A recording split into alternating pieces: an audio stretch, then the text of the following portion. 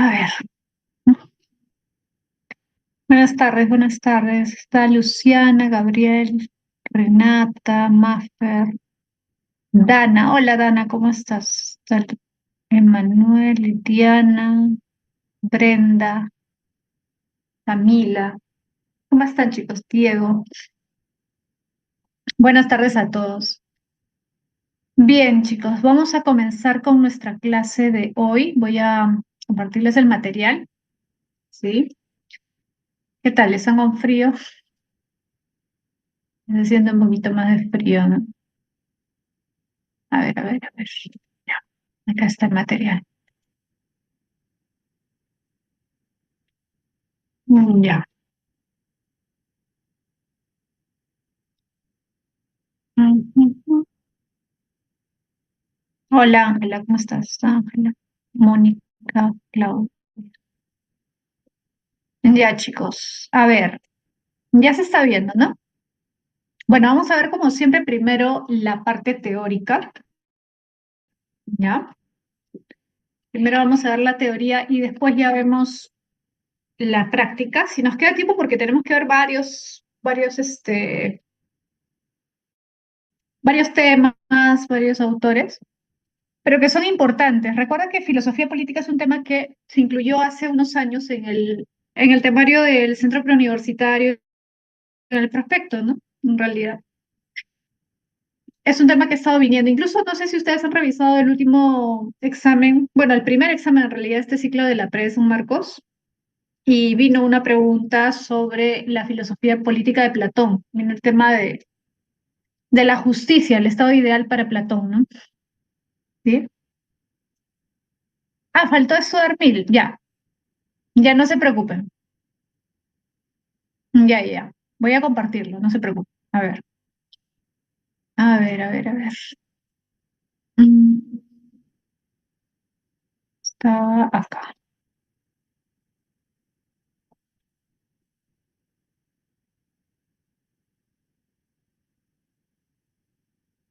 Ya, ahí lo comparto, ¿ya?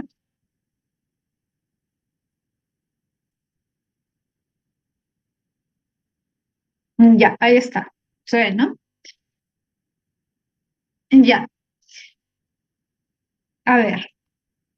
Bueno, nos va a servir ver ahora John Stuart Mill porque tiene relación también con filosofía política, que es lo que vamos a ver hoy día y la próxima semana.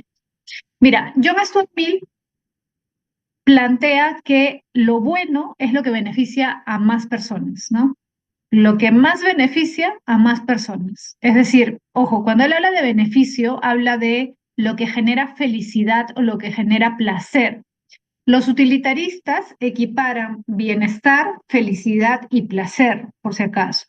Ahora, ellos entienden la palabra placer en un sentido muy general, o sea, no sé si tú te acuerdas que Epicuro hablaba también del placer, pero él distinguía los placeres sensoriales de los placeres, o sea, corporales, físicos, de los placeres intelectuales. Algo parecido también hacen los utilitaristas, o sea, sobre todo John Stuart Mill, ¿no? Considera que los placeres intelectuales, digamos, son superiores a los placeres corporales.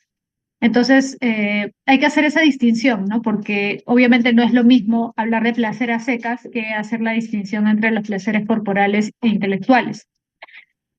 Sin embargo, lo que hay que tener en cuenta también es que John Stuart Mill es un representante del liberalismo. Eso lo vamos a ver la próxima semana. Las corrientes filosófico-políticas, vamos a ver liberalismo, comunismo, republicanismo, anarquismo, etcétera.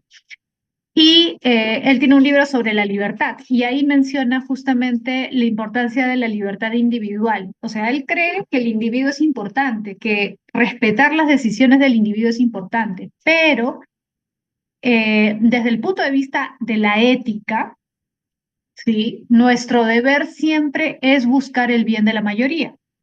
Por lo tanto, desde su perspectiva, en la situación hipotética, ¿te acuerdas de los dilemas hipotéticos?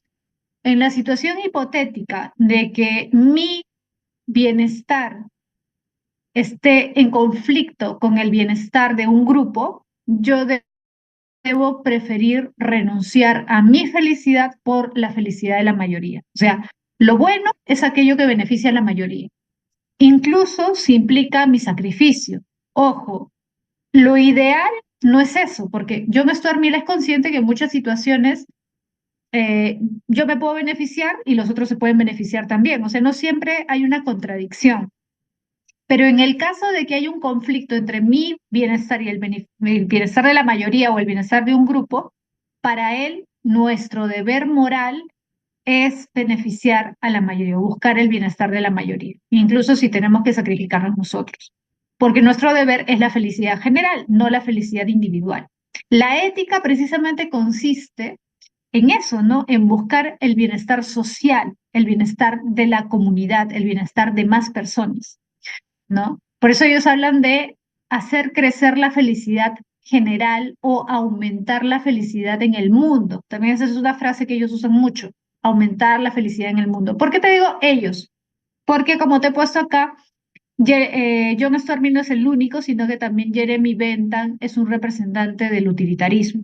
Ahora, ¿por qué generalmente se habla de Mill y no tanto de Bentham? Porque Jeremy Bentham, a pesar de que es el fundador del utilitarismo, su perspectiva es un poco más hedonista, digamos. O sea, Mill también habla de placer, pero Jeremy Bentham es un poco más rudimentario, ¿no? O sea, él se pone a especular acerca de los placeres corporales.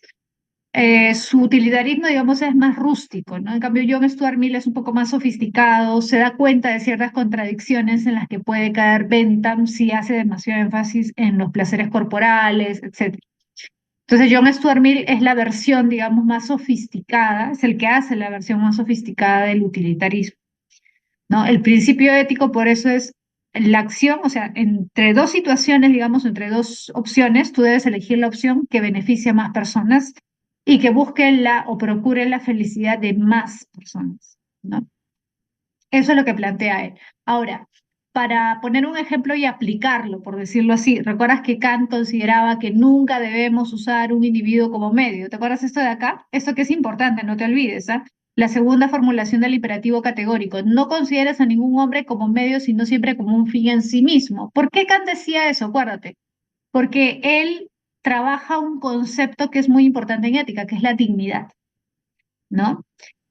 Muchas veces nosotros usamos el término dignidad. Seguramente tú lo has usado y no sé, pues dices, esa chica no tiene dignidad o ese chico no tiene dignidad cuando no se da su lugar, cuando no se valora a sí mismo.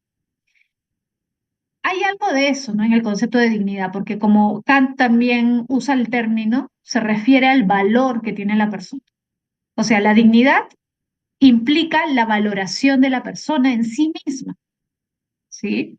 Sea quien sea la persona, por el solo hecho de ser un ser humano, tiene un valor. Por eso es que tú, para Kant, estarías equivocado si, por ejemplo, quieres sacrificar a una persona para salvar a 5 personas, porque no estás respetando el valor del individuo, en este caso, del valor del ser humano en sí mismo, o sea, su dignidad.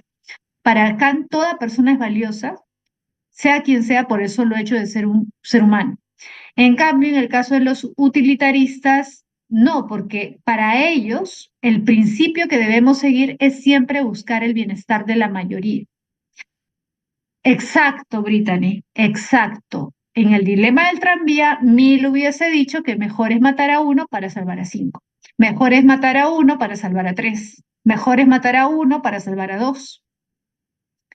Siempre se debe buscar el bienestar de la mayoría, ¿sí?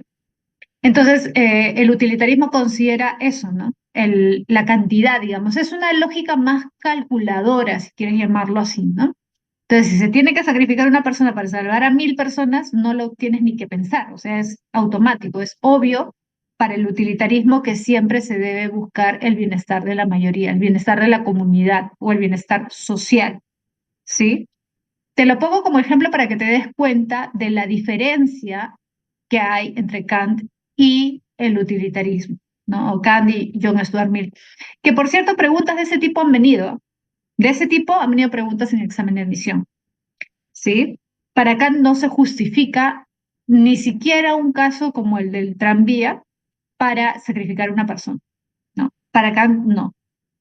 Para John Stuart Mill sí. Dana, y en el caso que se debe elegir a una de 2 personas, elegiría la que más. Exacto, Dana. Claro, el utilitarismo tampoco es tan simple, ¿no? Porque si hubieran 2 personas, ya es uno, uno, ¿no? O sea, matemáticamente son iguales, pero siempre hay una persona que puede aportar más a la sociedad o una persona que puede ser más dañina. Depende, pues, ¿no? No siempre es una cuestión solo de cantidad, depende de a la larga cuáles son los beneficios o los perjuicios que puede provocar esa persona.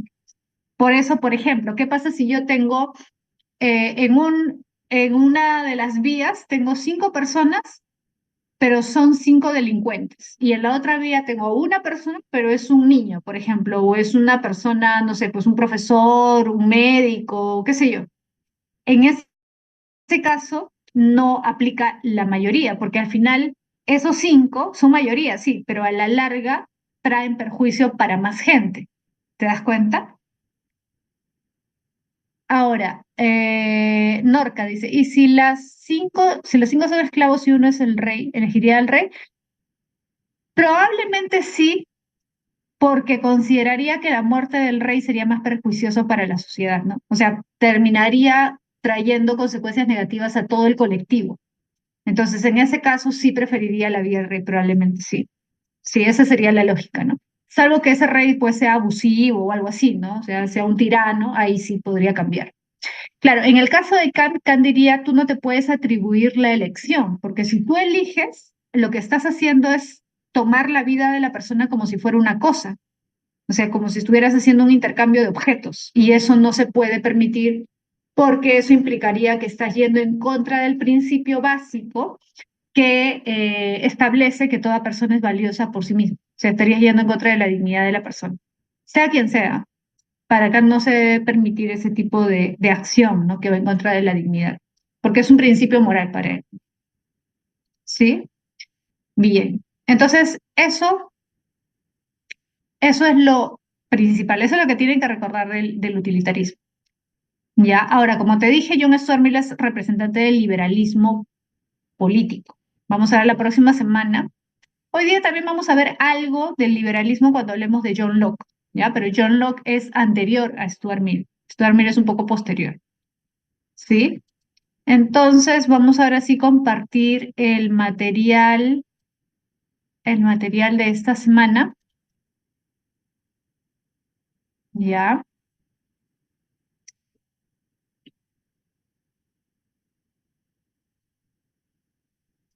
Que es Filosofía Política 1, y la próxima semana continuamos con Filosofía Política 2. A ver, en primer lugar, mira, hay que hacer la distinción, la diferencia entre filosofía política y ciencia política, que no son lo mismo. Quizás algunos piensan que es lo mismo, ¿no? De que se relacionan, sí es cierto, hay mucha relación, pero no son lo mismo. Tú has escuchado, debes haber visto politólogos, ¿no? Que muchas veces los invitan a los programas de televisión para hablar acerca de la situación del gobierno, no sé, cuando hay manifestaciones, hay protestas, hay crisis social, invitan a politólogos. Los politólogos son los que van. Ya, ¿por qué invitan a politólogos? Porque el politólogo es el que se encarga, mira, ciencia política. ¿De qué se encarga la ciencia? Recuerda que hay 4 funciones de la ciencia. Eso también ha venido en examen de admisión, epistemología. Hay 4 funciones básicas de la ciencia. Describir, explicar, predecir y aplicar. ¿Ya? No todas las ciencias cumplen con las 4, porque hay ciencias, digamos, que no son directamente aplicables, digamos, ¿no? Que son más teóricas, digamos, como la física, ¿ya? Pero digamos que las 2 primeras funciones de escribir y explicar sí las tienen todas, o casi todas. Entonces, la ciencia política, ¿qué hace? Describe y explica fenómenos políticos. Ahí está, mira, describe y explica fenómenos políticos, o sea, la realidad política, pues, o sea, una manifestación, una gran marcha, una gran protesta, la marcha de los 4 suyos. ¿No es un fenómeno político? Sí. Pero no solamente eso, también, por ejemplo, que alguien que nadie esperaba gane. Por ejemplo, Pedro Castillo ganó.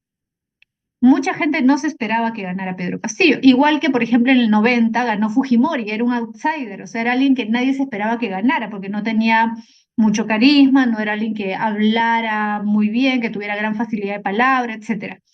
son fenómenos políticos, o cuando el FREPAP obtuvo muchas curules en el Congreso, no sé si recuerdas o has escuchado, ¿no?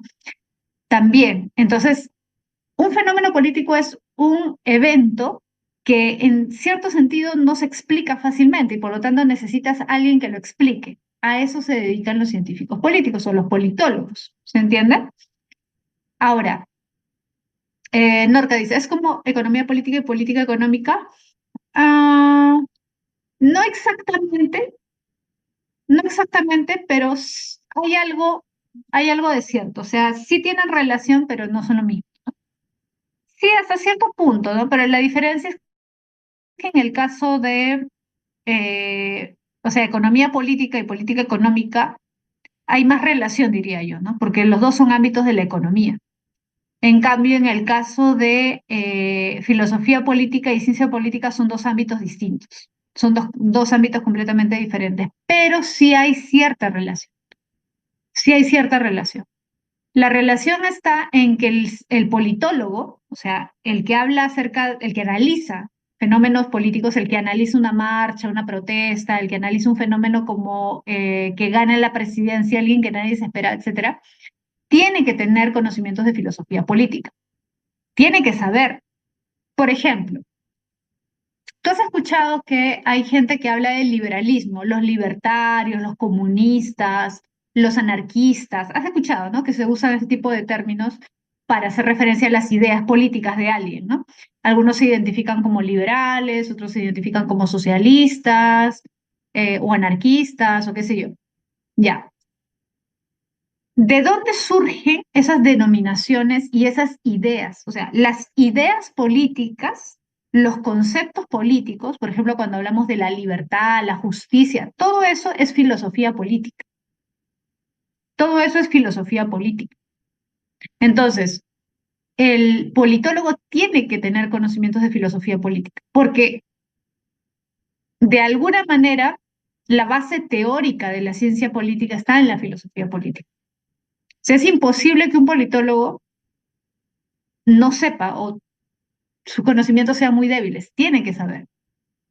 Porque los conceptos que el politólogo usa son conceptos filosóficos, sí, aunque no se dé cuenta quizás, ¿no? Cuando habla, por ejemplo, de comunismo, de liberalismo, de socialismo, de anarquismo, cuando habla de libertad, cuando habla de justicia, porque, ojo, no hay un solo concepto de libertad, pueden haber dos, tres conceptos de libertad.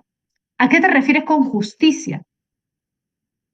¿No? O ¿a qué te refieres cuando dices que el fin del Estado es la seguridad o cuando dices que el fin del Estado debe ser el bien común? Quizás a alguien podría parecerle obvio, pero obviamente, profesora, el fin del Estado tiene que ser el bien de todos, el bien común. Puede parecer obvio, pero no siempre, ojo, en la historia todos han pensado así. En ciertas épocas de la historia algunos han pensado que la finalidad del Estado debe ser conservar el orden, por ejemplo.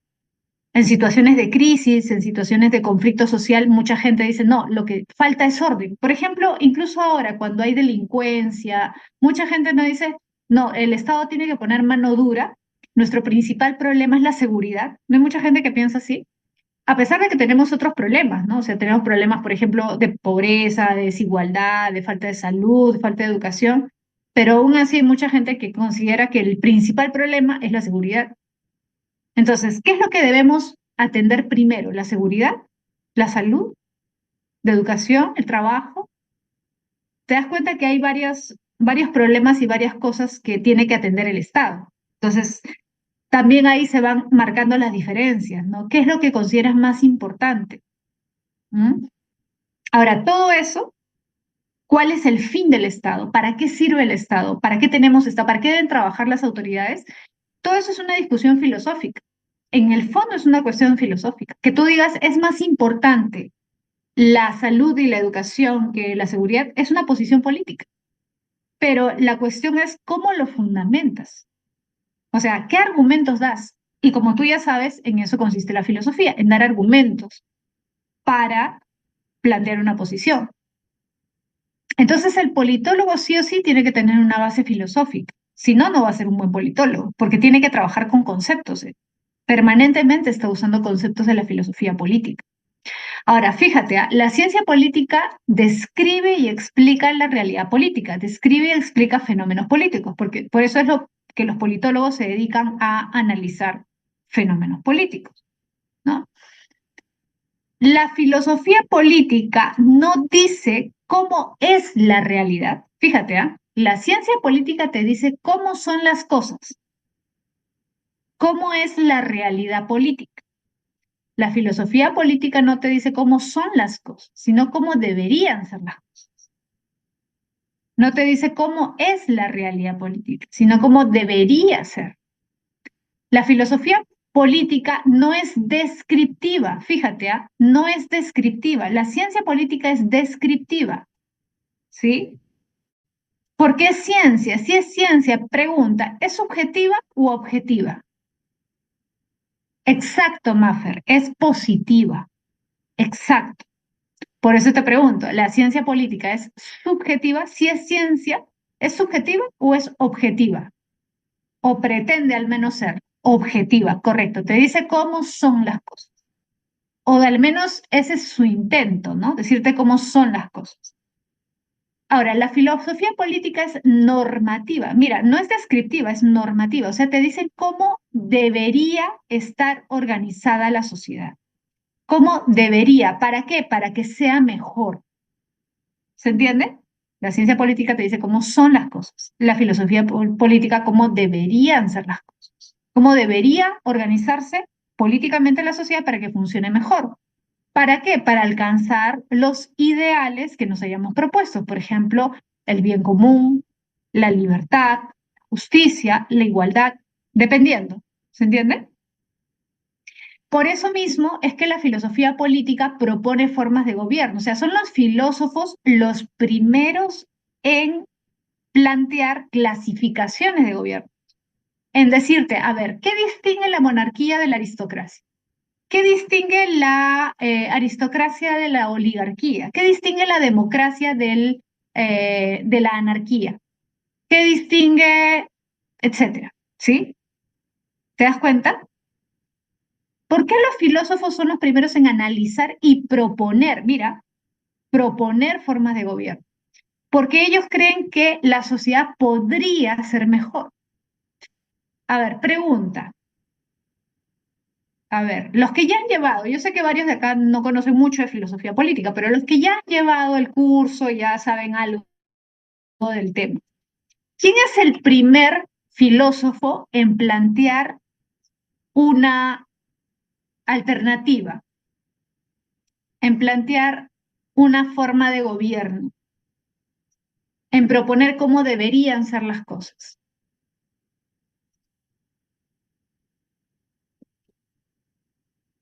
Platón, correcto, Platón. Claro, Platón. Por eso en historia, acá vamos a ver historia hoy día. El primer filósofo que vamos a ver es Platón. Platón es el primer filósofo, el primer pensador en plantear una forma de gobierno. Él propone una forma de gobierno que en ese momento no existía, pero que él creía que podía ser mejor que la que existía en ese momento. Pregunta, ¿se entiende la diferencia entre filosofía política y ciencia política? Ahora, con esa explicación, ¿se entendió? ¿Sí? Correcto. ¿Te das cuenta? Ahora, solo para avanzar un poquito más y que entiendas más cositas, ¿ya? Porque la cuestión para mí es que tú no solamente entiendas lo superficial y lo básico, porque si solo vas con lo básico, enfrentarte a otras personas que quieren la vacante igual que tú, no vas a hacer una diferencia. Tú tienes que hacer la diferencia. Entonces tú tienes que entender un poco más, ¿ya? Mira, la filosofía política es normativa, te dice cómo debería estar organizada la sociedad. Correcto. Por eso es que los filósofos proponen formas de gobierno. Pero también la filosofía política analiza conceptos políticos. Fíjate, como te decía, por ejemplo, politólogo habla acerca del liberalismo y habla de la libertad, de la justicia. Por ejemplo, cuando Milley, ¿no?, se presenta como libertario, ya. Él usa el concepto de libertad, el término libertad, ya, pero ¿qué cosa significa libertad? ¿A qué te refieres? Como te decía hace un momento, ¿todos usan el término libertad de la misma forma? ¿Tú crees que yo entiendo por libertad lo mismo que Milley entiende por libertad? No. Entonces, ahí hay una discusión conceptual, ¿se entiende? O sea, hay una discusión conceptual porque hay una diferencia en los significados de la misma palabra. O sea, podemos usar el mismo término, pero de diferentes formas. ¿Se entiende? Ese análisis teórico, porque es un análisis teórico, ¿sí o no? Ese análisis teórico lo hace la filosofía. Claro, podemos tener distinta perspectiva acerca de la misma palabra, el mismo concepto, ¿sí o no? Tenemos visiones diferentes. Correcto, Brent. Entonces, la filosofía política es más teórica, porque hace un análisis teórico de los conceptos políticos. Ese análisis teórico es filosófico, no es de la ciencia política. El politólogo, repito, analiza la realidad política. Para su análisis, utiliza conceptos, claro, utiliza conceptos, pero él se dedica al análisis teórico de los conceptos, no. Los que hacen el análisis teórico son los filósofos, ¿sí? Por eso es que, por ejemplo, Platón, que vamos a ver ahorita, en La República, que es su obra más conocida, ¿de qué habla? ¿De qué trata la República? Del concepto de justicia. ¿Qué es la justicia? Es un análisis teórico del concepto. ¿Te das cuenta? La filosofía política es más conceptual. ¿Te das cuenta? Ahora, eso es algo para, digamos, que profundices un poco más. Pero otra cosa más que quiero que entiendas, que es importante ahora que vamos a ver, por ejemplo, Maquiavelo.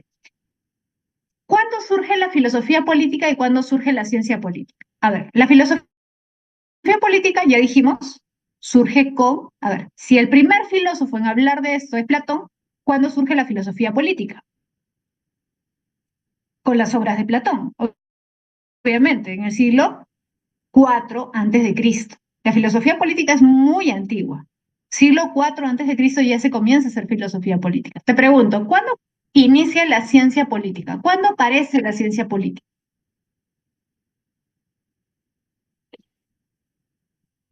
¿Cuándo se comienza a hacer ciencia política? ¿Quién es el padre de la ciencia política, si quieres llamarlo así?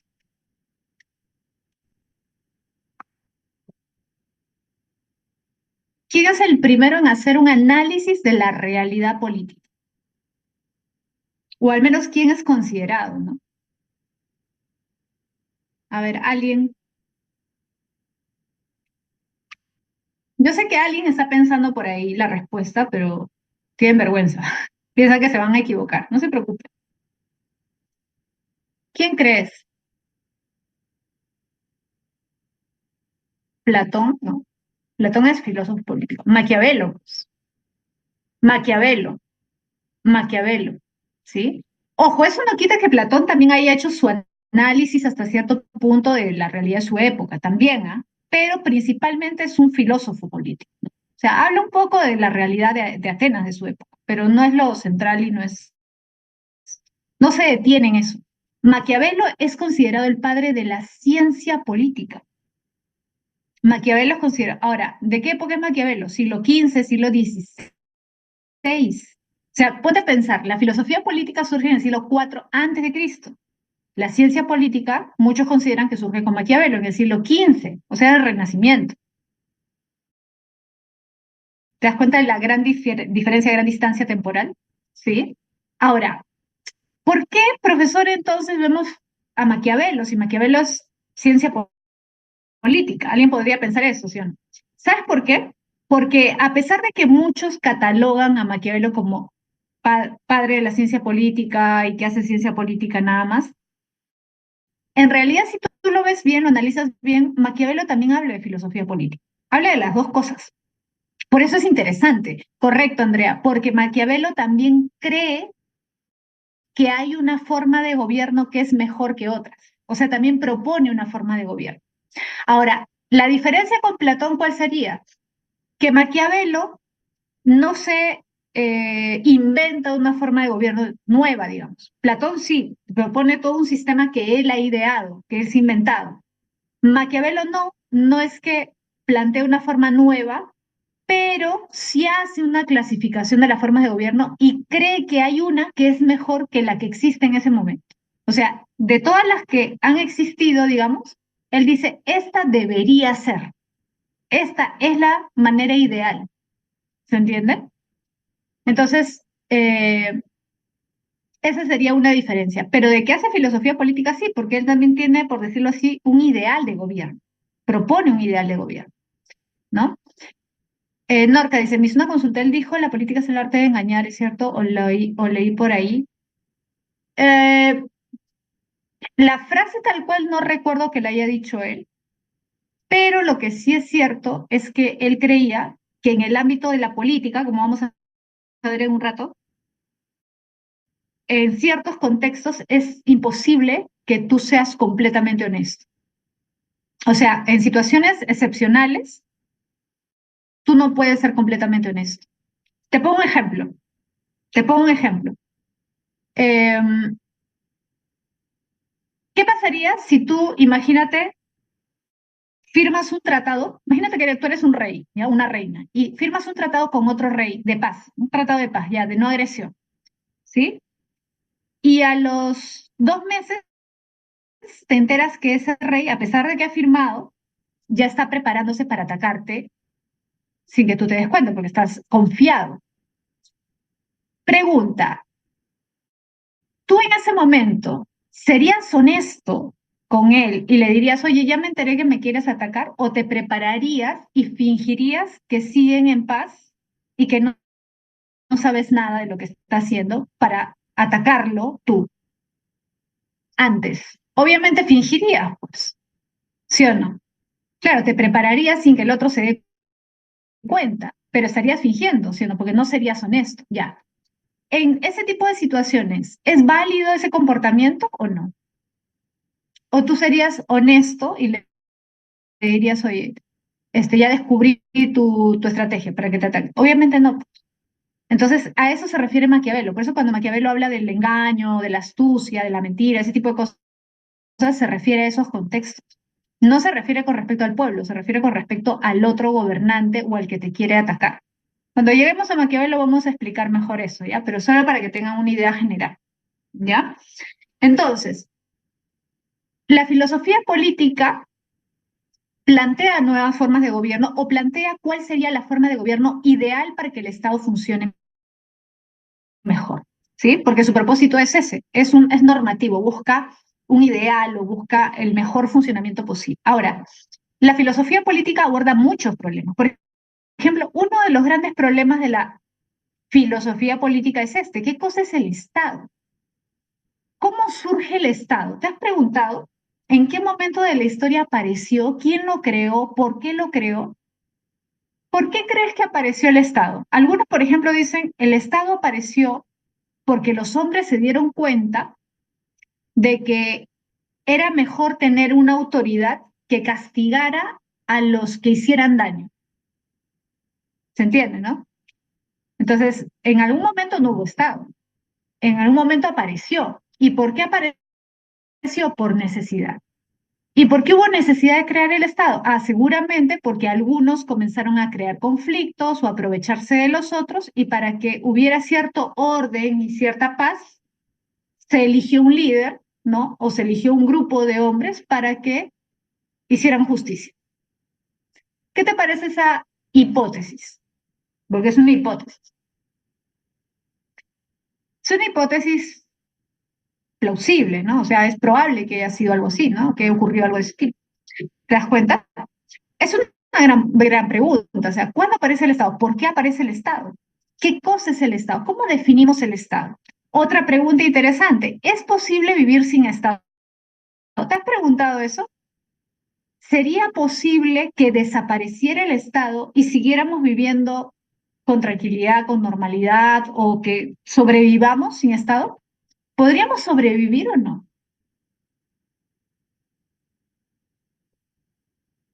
No, sería un caos, claro. Si tú dices, no, no podemos vivir sin Estado, es porque asumes que, a ver, ¿qué estamos asumiendo? Pregunta, ¿que el hombre es bueno o es malo? ¿El hombre es bueno por naturaleza o es malo por naturaleza? Claro, si tú dices es imposible vivir sin estados, porque asumes que el individuo, el ser humano, es malo por naturaleza, por eso va a entrar en conflicto directamente si desaparecen las leyes, si desaparece la autoridad, ¿sí?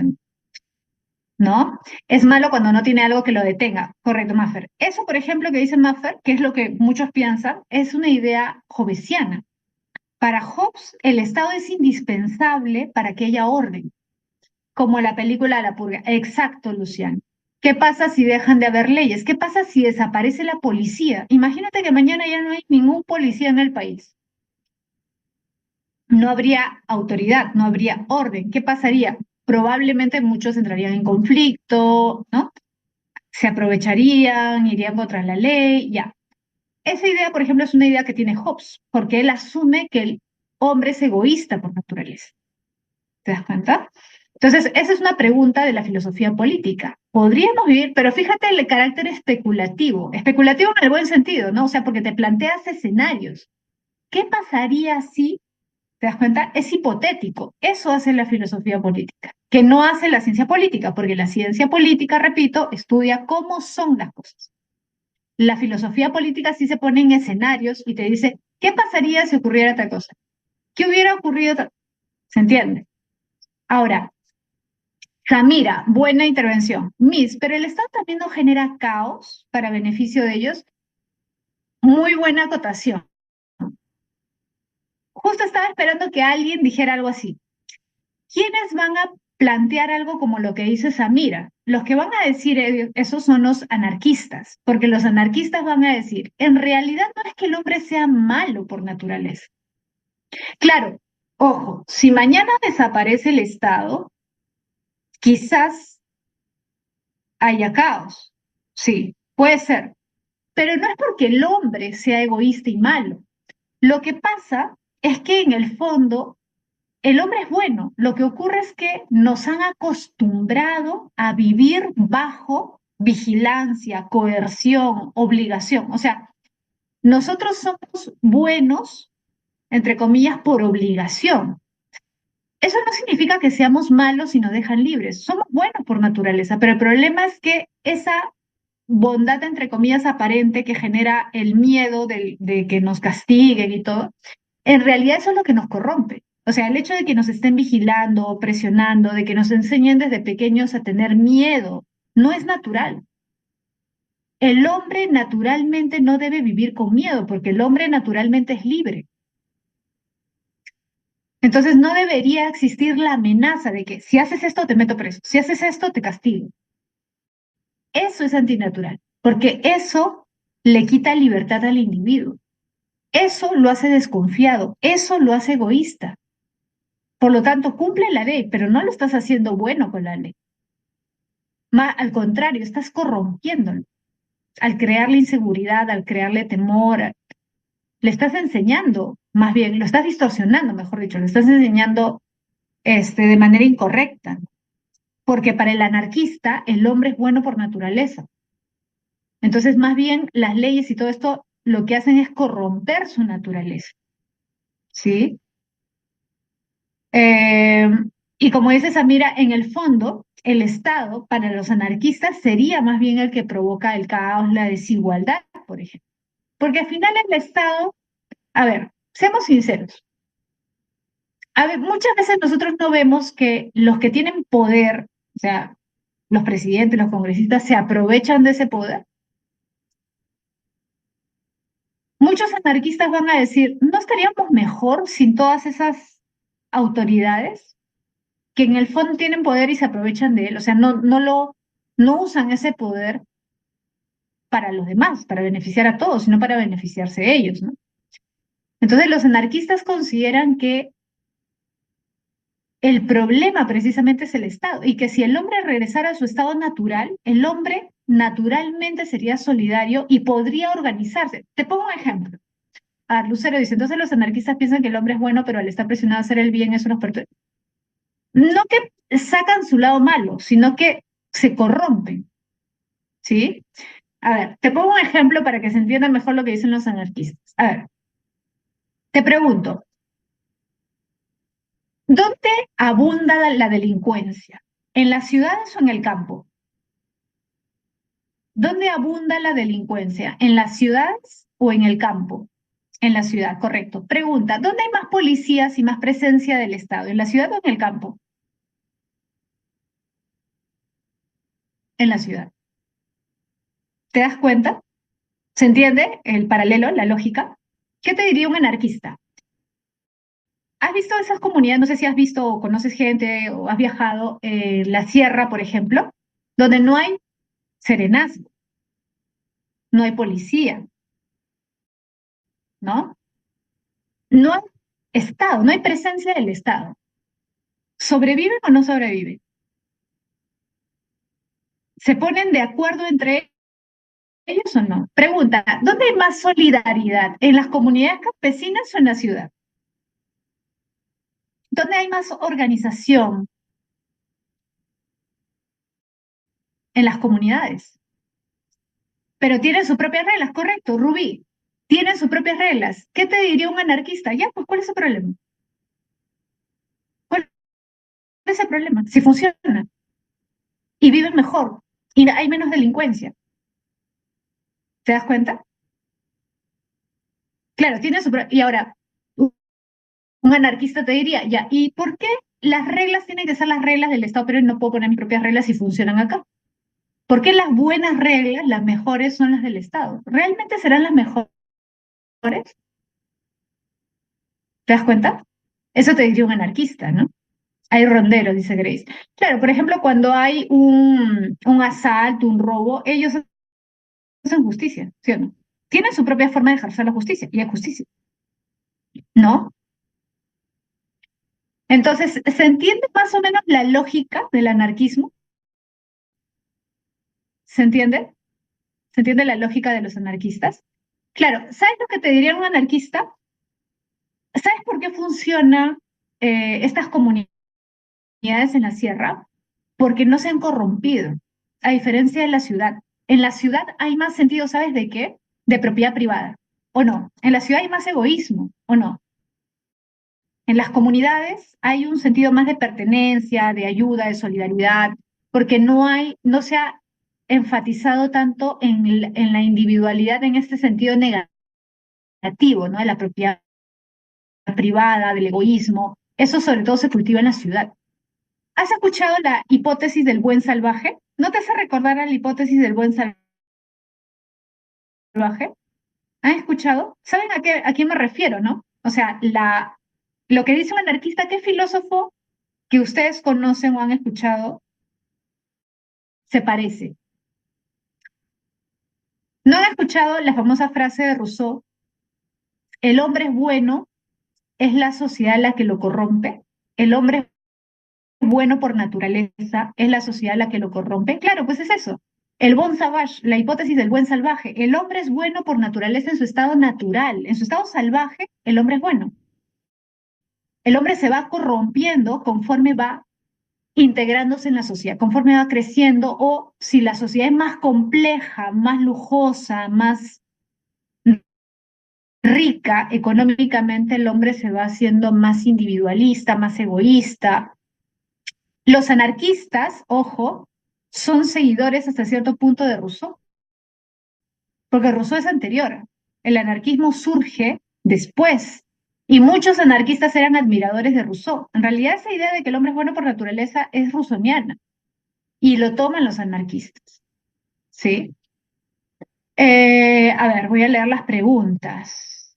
Rubí dice, o sea, está contra el Estado, ¿no, Miss? ¿Yo? No, yo no sé contra el Estado. Yo digo lo que los anarquistas plantean. Claro, los anarquistas están en contra del Estado, sí. O sea, ellos creen que viviríamos mejor sin Estado, que el hombre puede vivir mejor sin Estado. Eso creen los anarquistas. Luego, Norca dice, Miss, y el estar penado, el que tome justicia por su cuenta, las comunidades por parte del Estado.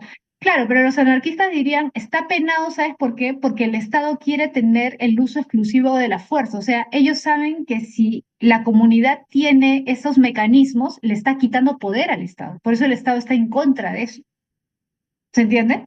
Un anarquista te diría eso. El Estado quiere tener el control exclusivo de la fuerza. Ellos quieren ejercer el poder y ven como un peligro que las comunidades tengan sus propias reglas, ¿no?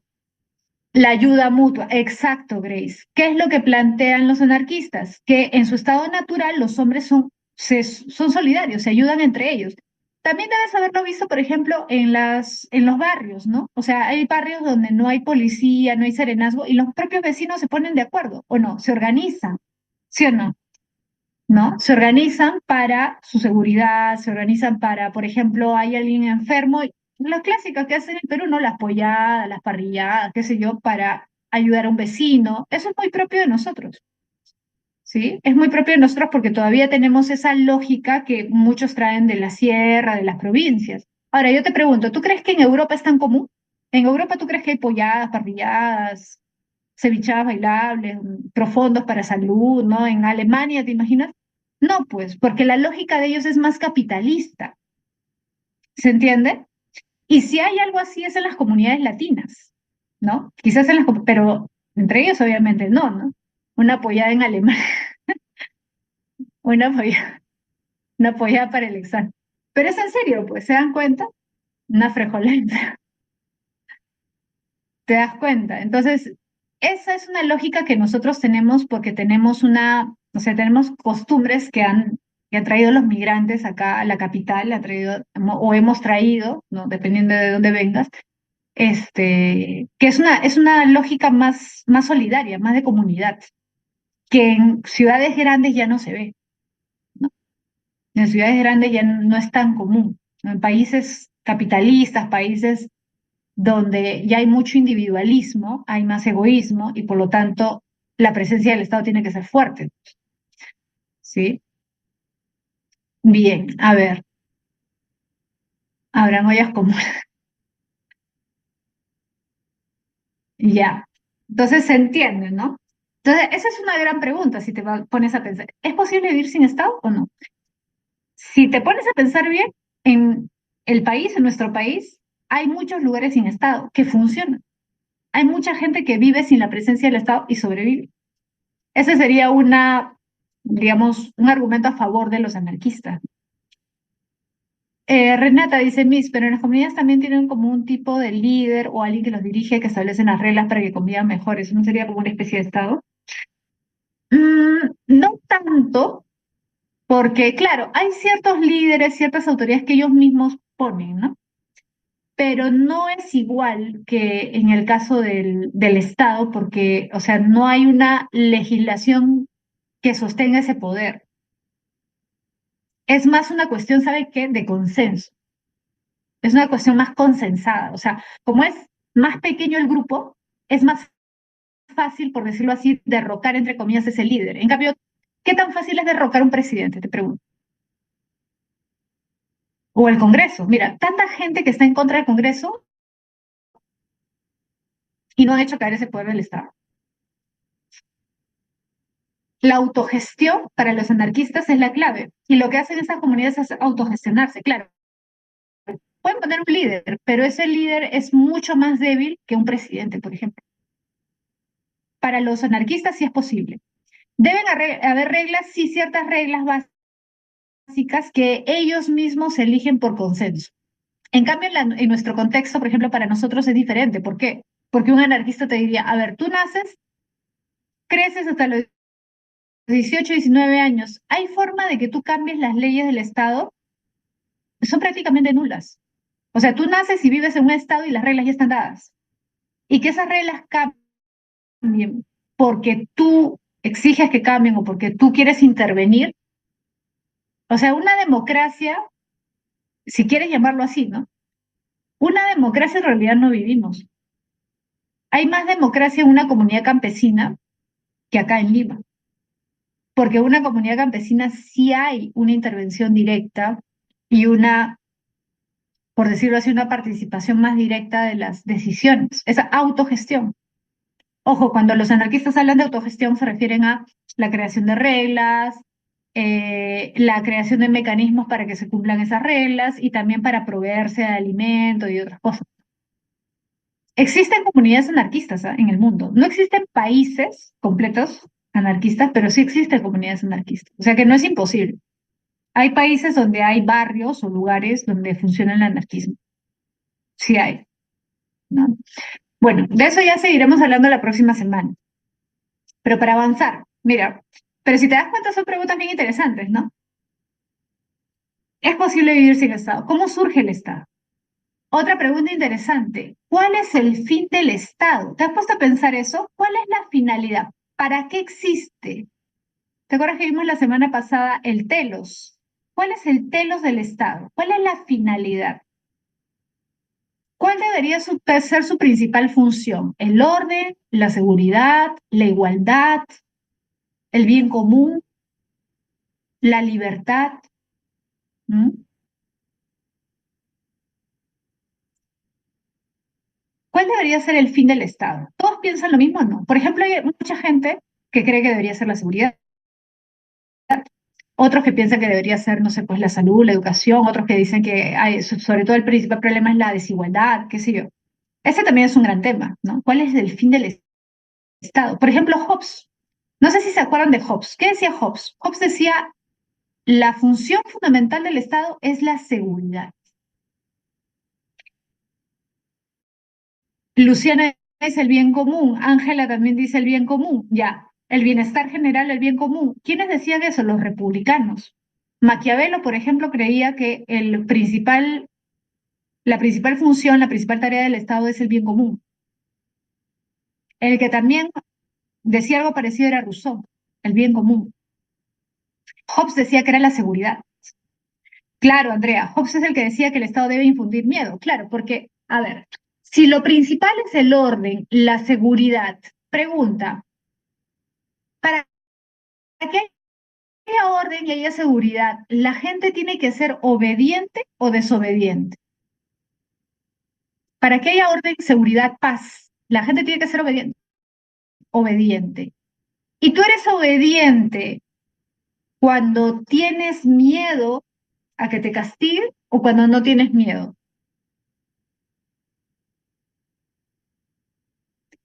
¿Cuándo eres más obediente? Cuando tienes miedo. Entonces, para que haya paz, ¿qué se necesita? Que el estado de miedo. Eso es lo que dice Hobbes. Ahorita vamos a llegar a Hobbes, ¿ya? Pero mira, te estoy soltando ideas para que te vayas dando cuenta de cómo funciona. ¿Te das cuenta? ¿Ya? Igual, ¿cuál es la mejor forma de gobierno?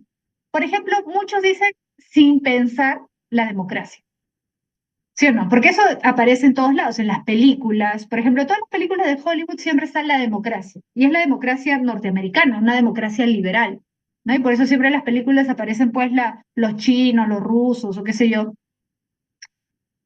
países no democráticos como los malos, ¿no? Y Estados Unidos siempre defendiendo la democracia, la libertad. ¿No te has dado cuenta? Pero ¿qué entendemos por democracia? ¿Realmente la democracia que nosotros conocemos es la mejor democracia? ¿O es la mejor forma de gobierno? Es más, no podríamos decir eso. Tú sabes que todos los filósofos griegos importantes cuestionaban la democracia. Sócrates criticaba la democracia, Platón criticaba la democracia, Aristóteles, a pesar de que Aristóteles en muchas cosas no estaba de acuerdo con Platón, también criticaba la democracia. ¿Por qué? Claro, porque la mayoría, ahí justo Rubí lo ha puesto, porque la mayoría no siempre decide lo correcto. Lamentablemente, muchas veces la mayoría se equivoca o no, o la mayoría siempre tiene la razón. Pregunta, la mayoría que dijo Poncio Pilatos, ¿te acuerdas? Que puso a Jesús y a Barrabás y dijo, ¿a quién quieren que libere? ¿Te acuerdas? Preguntó, ¿a quién quiere que libere? La mayoría, ¿quién eligió para que se liberara? Barrabás. Y condenaron a Jesús. Pregunta, ¿la democracia funcionó ahí? Fue la decisión de la mayoría. ¿Funcionó? No funcionó. ¿Por qué murió Sócrates? Porque la democracia tenía sus instituciones. Y las instituciones democráticas de Grecia, de Atenas específicamente, fueron las que condenaron a Sócrates, ¿o no? La democracia ateniense fue la que dijo, Sócrates merece morir. Sócrates es culpable. Y murió Sócrates condenado a beber la cicuta, ¿sí o no? ¿Sí o no? Fue la democracia, fue la mayoría de los jueces que estuvieron en el juicio de Sócrates los que decidieron que muriera. Por eso es que muchos comparan la muerte de Jesús y la muerte de Sócrates. Tienen algo de parecido porque fueron democracias. Ahora, ese es el problema. Cuando la mayoría es manipulable, cuando la mayoría es ignorante, ¿toma buenas decisiones? ¿La democracia siempre será la mejor forma de gobierno? No siempre. ¿Ahora entiendes por qué Platón, discípulo de Sócrates, no creía en la democracia? ¿Te das cuenta? Por eso es que Platón plantea otra forma de gobierno y es crítico en la democracia. El mismo Aristóteles es crítico en la democracia. ¿Te das cuenta? Ahora vamos a ver un poco más de eso, ¿sí? Entonces, fíjate, todos estos temas, ¿qué es la libertad? ¿Qué es la justicia? ¿De dónde surgen las leyes? Todas esas preguntas las trata de responder la filosofía política, ¿sí? Vamos a comenzar entonces con Platón. A ver.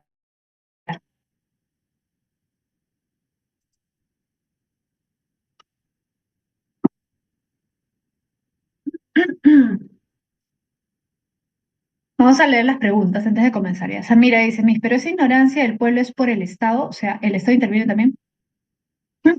En parte podríamos decir que sí, porque lamentablemente Samira, y muchos de ustedes se darán cuenta, que tiene algo de cierto, ¿no? Tú debes haber visto estas frases que son muy trilladas, pero algo de razón tienen, cuando dicen que a los estados les conviene o a los políticos les conviene mantener la ignorancia del pueblo, ¿no? Les conviene mantener ignorante al pueblo.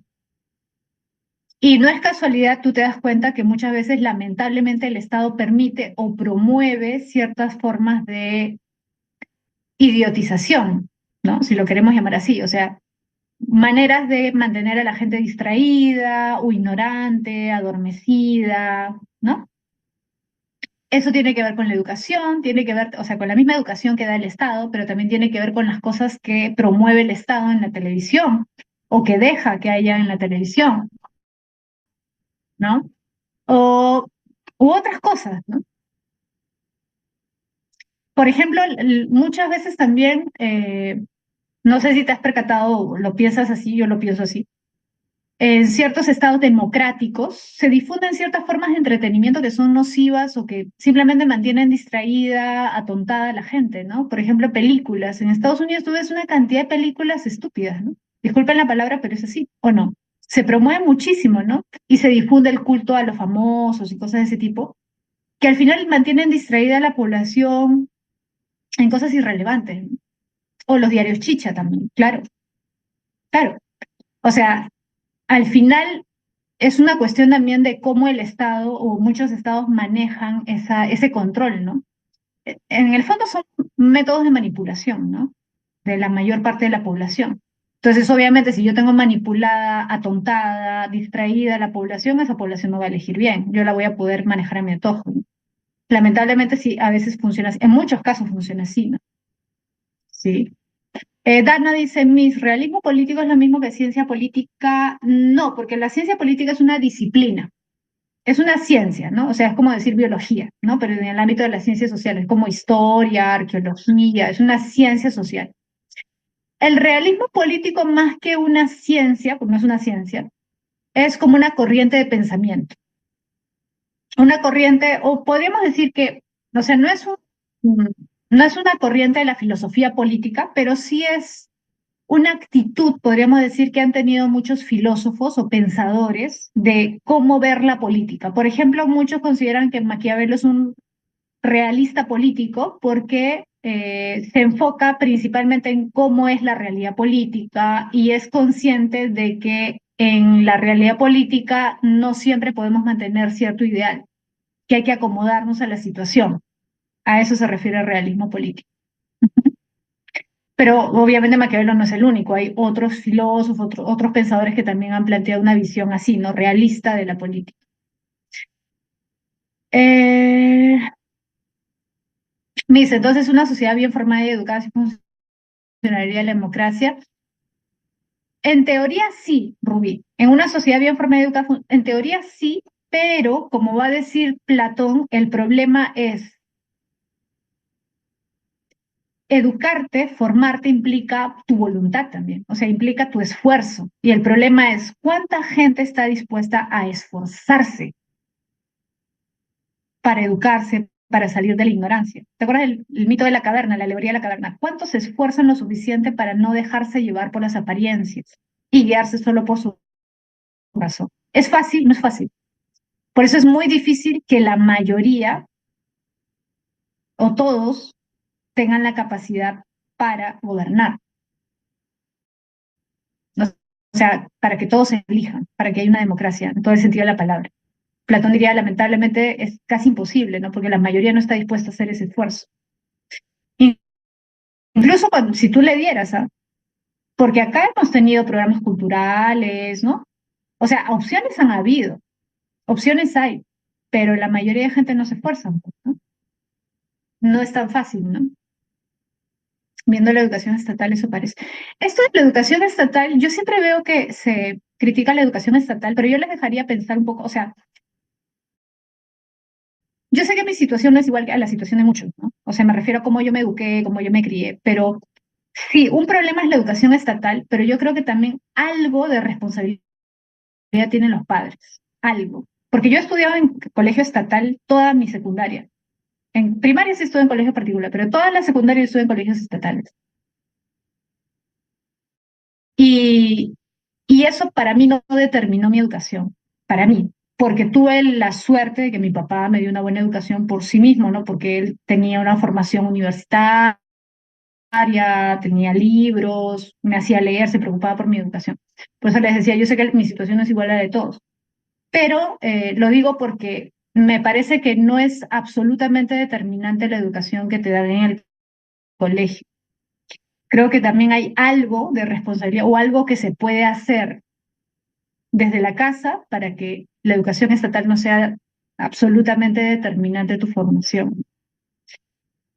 Eh, a ver, ¿qué otras preguntas? Algo así.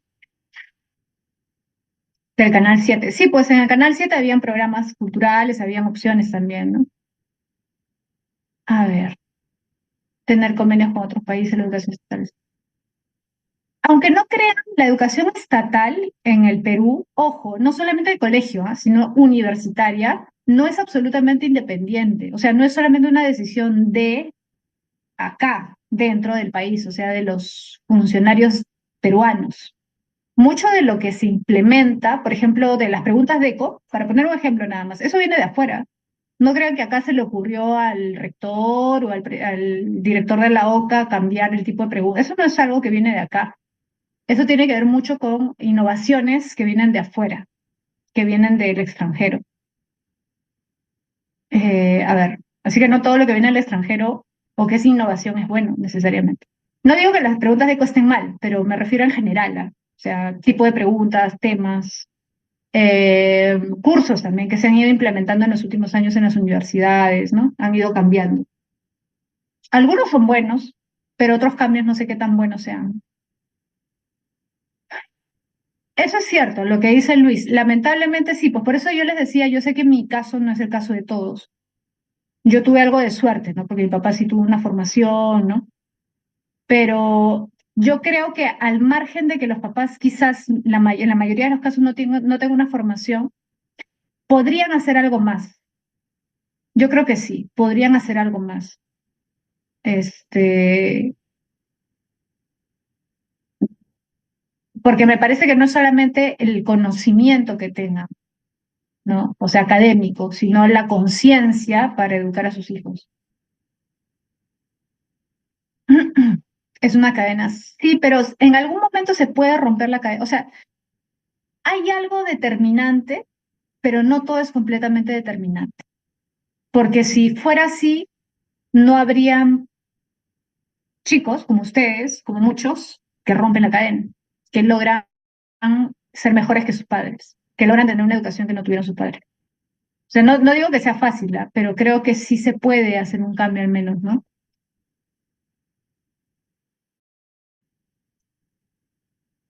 Bueno, a ver,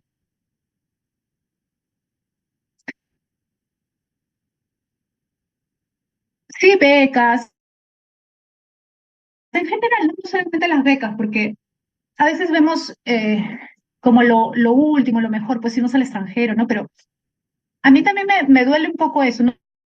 No sé si ustedes lo han pensado, yo sé que la aspiración de muchos es irse al extranjero por un futuro mejor, ganar más dinero, tener más libertad, más estabilidad. Pero lo que ustedes también tienen que pensar, para mí, desde mi perspectiva, es que la educación que ustedes van a recibir si ingresan a San Marcos es la educación del Estado. Con todos sus problemas, es una educación del Estado, es una inversión del Estado. Y yo creo que tenemos una responsabilidad moral, porque si a mí el Estado me está pagando mi educación, porque te está pagando la educación, porque los profesores son pagados por el Estado, algo debemos retribuir, algo a nuestro país. No, no me parece a mí justo que diga, ah, ya, yo uso San Marcos, me educo y después agarro una beca y me voy. Y hago mi vida mejor allá, porque San Marcos no sirve, porque el Perú no sirve. A mí, sinceramente, esa visión no me gusta. Me parece muy egoísta, me parece muy inconsciente, porque con todos sus defectos, nuestro país es nuestro país y ha invertido en nosotros y algo le debemos, ¿no? Y habría que retribuir de alguna forma, ¿no? Sí, hay que ser para mí, ¿no? Hay que ser recíprocos, ¿no? Hay que ser conscientes, ¿no? Me parece una visión muy egoísta, ¿no? Decir, ya, apenas tengo la oportunidad me voy y nunca más regreso, o ya, ya, ¿no? Si me va bien. Eso es triste, ¿no? Es triste. Sí, yo creo que en algo podemos ayudar, desde cualquier lado, ¿no? Desde cualquier lado, o sea, siendo profesores, por ejemplo, desde mi punto de, o sea, desde mi posición, alguien diría ya, pero ¿qué podrías cambiar? Yo creo que sí, ¿no? O sea, al menos hacerles cobrar conciencia o que se cuestionen o que se planteen ese tipo de preguntas, yo creo que de algo sirven. Y todos, en cualquier ámbito, en cualquier carrera, ¿no? O en cualquier área podemos contribuir en parte, ¿no? A que las cosas cambien o mejorar en algo, ¿no? Contribuir en algo al país. Sobre todo viendo que hay tantas necesidades en tantos ámbitos, ¿no? En el ámbito educativo, de salud. Por ejemplo, de salud, ¿no? Si alguno de ustedes va a medicina, muchos quieren irse al extranjero. Yo tengo amigos que se han ido al extranjero, médicos, ¿no? De San Marcos, de San Fernando, y nunca más regresaron. Y yo entiendo la aspiración de irte a otro país, ganar mejor, ser más reconocido, tener más recursos para estudiar, etcétera. Pero también algo deberíamos buscar, ¿no? Para mejorar nuestro país, ¿no? Aunque sea desde fuera, ¿no? Claro, como dice Andrea, ¿no? Desde fuera, aunque sea, pero en algo deberíamos buscar, pagar nuestra deuda, ¿no? Hasta cierto punto es una deuda, ¿no? Ya. A ver, vamos a continuar para no distraer. A ver, un ratito voy a prender la luz, ¿ya?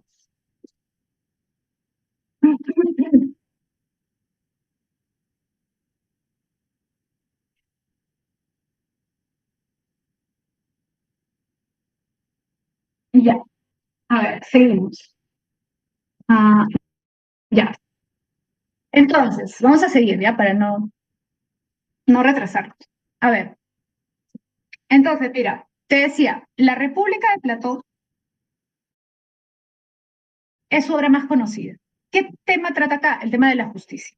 La pregunta es, ¿qué es la justicia? Eso vino en el examen, si lo han visto, no sé si lo han revisado, el examen de la PRE, este examen que ha tomado hace poco. Justo vino esa pregunta en el área E, no sé si a todos, pero en el área vino esa pregunta, ¿no? ¿Qué es la justicia para Platón? ¿Sabes qué es la justicia para Platón? Hay justicia en un Estado cuando cada uno hace lo que le corresponde de acuerdo a su naturaleza. ¿Por qué? ¿Cómo que esto de acuerdo a la naturaleza? Porque nuestra naturaleza no es igual en todos. O sea, todos somos seres humanos, sí, pero hay ciertas inclinaciones. ¿Te acuerdas del mito del carro al lado? La alegoría del carro al lado, ¿te acuerdas? El auriga y los dos caballos, ¿te acuerdas? Las pasiones, la razón y las pasiones, el auriga, la razón, el alma racional, el caballo negro, el caballo blanco. Ya, eso exactamente es. Tres partes del alma, fíjate, ¿cuántas partes tiene el Estado? ¿Cuántas clases? ¿Cuántos estamentos? Tres.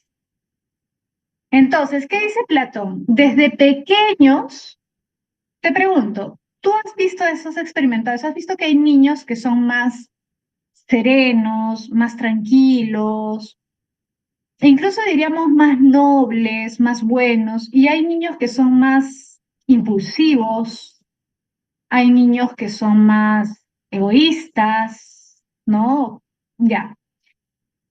Para Platón, todos los seres humanos tenemos una tendencia natural. Entonces Platón dice, hay personas que tienen el alma racional, ¿no? Más desarrollada por naturaleza, o sea, más fuerte, tienden más hacia la razón. Pregunta, ¿esos niños con una buena educación no serían excelentes gobernantes en el futuro? Un niño que por naturaleza tiene la capacidad de aprender, tiene el deseo de conocer, es más tranquilo, es más moderado, es más prudente. Con una buena formación, ¿no podría ser un gran gobernante de mayor? Platón dice, sí, obviamente. Entonces, hay que brindarle una educación. Ojo, la política para Platón tiene que ver mucho con la educación, porque no es que, ya, tú tienes esta tendencia y directamente te vas a gobernar. No, tiene que formarse. Tienes que explotar lo mejor de ese niño para que sea un futuro gobernante. Pero ya tiene esa disposición natural, se entiende, ¿no? ¿Te das cuenta? Ahora, hay otros que tienen el alma irascible, el cabello blanco, ¿te acuerdas? El caballo blanco que es la valentía, la fuerza, el valor, las pasiones nobles, más desarrolladas. Esos son los guardianes, los guerreros, los que se encargan de la protección del Estado, porque hay hombres que tienen que proteger al Estado, ¿sí? Y aquellos que por naturaleza tienen el alma apetitiva, ¿te acuerdas? Apetitos, deseos, pasiones. Aquellas personas que por naturaleza siempre están pensando en qué van a comer. No sé si has visto, hay personas que se imaginan, ¿no? Que se provocan de cosas, que son más materiales, ¿no? Más sensitivas. Están más pensando en los placeres, ¿no? En las cosas corporales. Esas personas, ¿no? Que tienen esa tendencia por naturaleza son los que tienen el alma apetitiva más desarrollada. Andrea dice. Hilary dice, profesor, ¿podría dar un ejemplo de pasiones nobles? El ejemplo que siempre les pongo, porque es, creo, el mejor. Acuérdense cuando dice, Platón decía, por ejemplo, cuando tú ves una gran injusticia, Hilary, por ejemplo, tú debes haber visto, me imagino, en noticias, todos los días hay, ¿no? Tal persona, un delincuente mató a una señora por robarle su celular. Pregunta, ¿te molesta? ¿Te da cólera? ¿Te indigna o te da igual cuando ves ese tipo de noticias?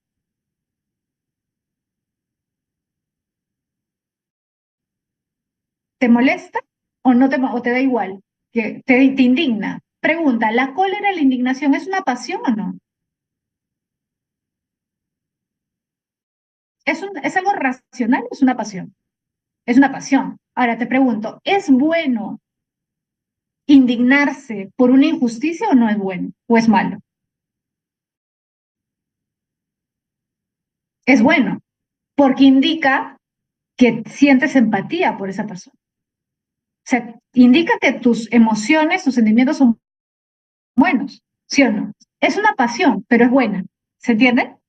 O sea, para Platón no todas las pasiones son malas. Hay pasiones que pueden, siendo bien encaminadas, pueden ser buenas. Ahora, el problema es, ya, tú puedes indignarte y buscar justicia. Y supongamos que te dicen, oye, mira, ese es el delincuente, vas y lo matas por hacer justicia. ¿Eso será correcto? ¿Será prudente buscar por tu propia cuenta al delincuente y matarlo? ¿Y qué pasa si no es el? Obviamente no. Entonces, por eso que dice Platón, la cabeza, la razón siempre tiene que guiar. Es como el gobernante. Fíjate que es como un cuerpo. Los gobernantes serían como la cabeza, que es la que piensa, la que dirige el cuerpo. Los guardianes, los guerreros, están representados por el pecho. Son los que defienden el Estado. Los guerreros, los militares, no son los que deben proteger a su Estado, sí. Por eso son las pasiones nobles, son la valentía, el valor, ¿sí? Ante la injusticia, ante la amenaza, ¿sí?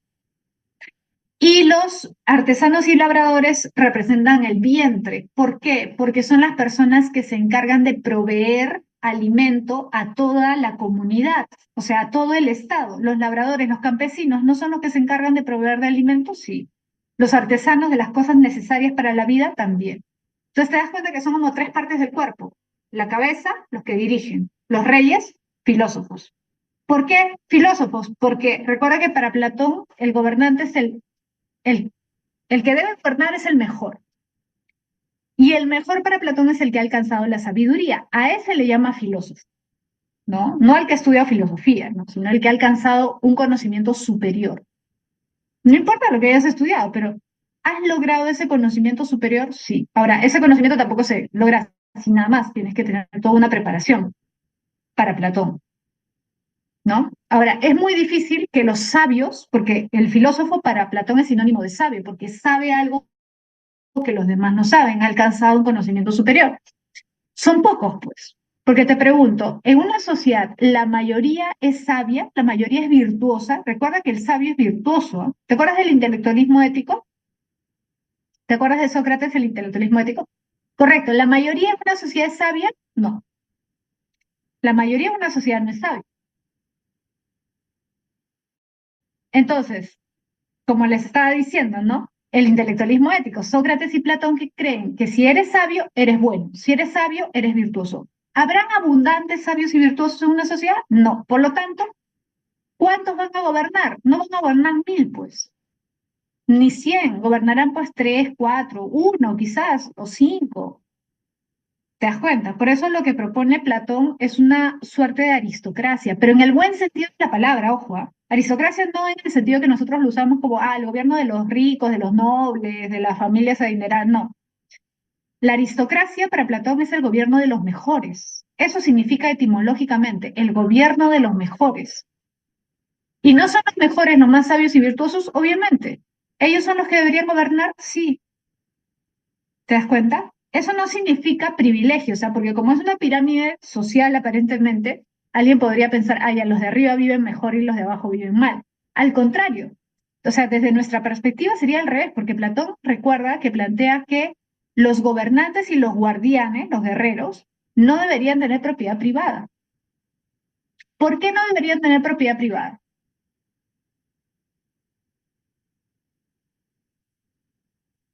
Porque si gobierna, correcto, Renata, porque si gobierna podrían querer aprovecharse de su poder para tener más y corromperse, ¿sí o no? En cambio, si tú les prohíbes tener propiedad privada, ¿qué podrían hacer con su poder? Nada. Imagínate, te lo pongo en este escenario para que se entienda mejor. Imagínate que a partir de mañana o para las próximas elecciones se pusiera este requisito o esta ley.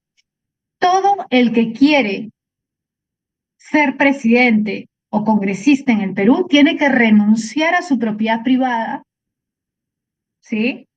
No puede tener propiedad privada y no puede heredar, por lo tanto, nada a su familia.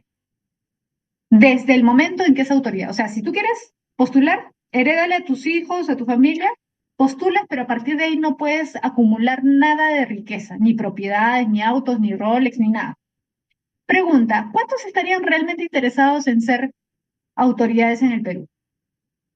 Funcionarios, congresistas, presidentes. ¿Tú crees que muchos querrían, se matarían por... Obviamente pocos, pues.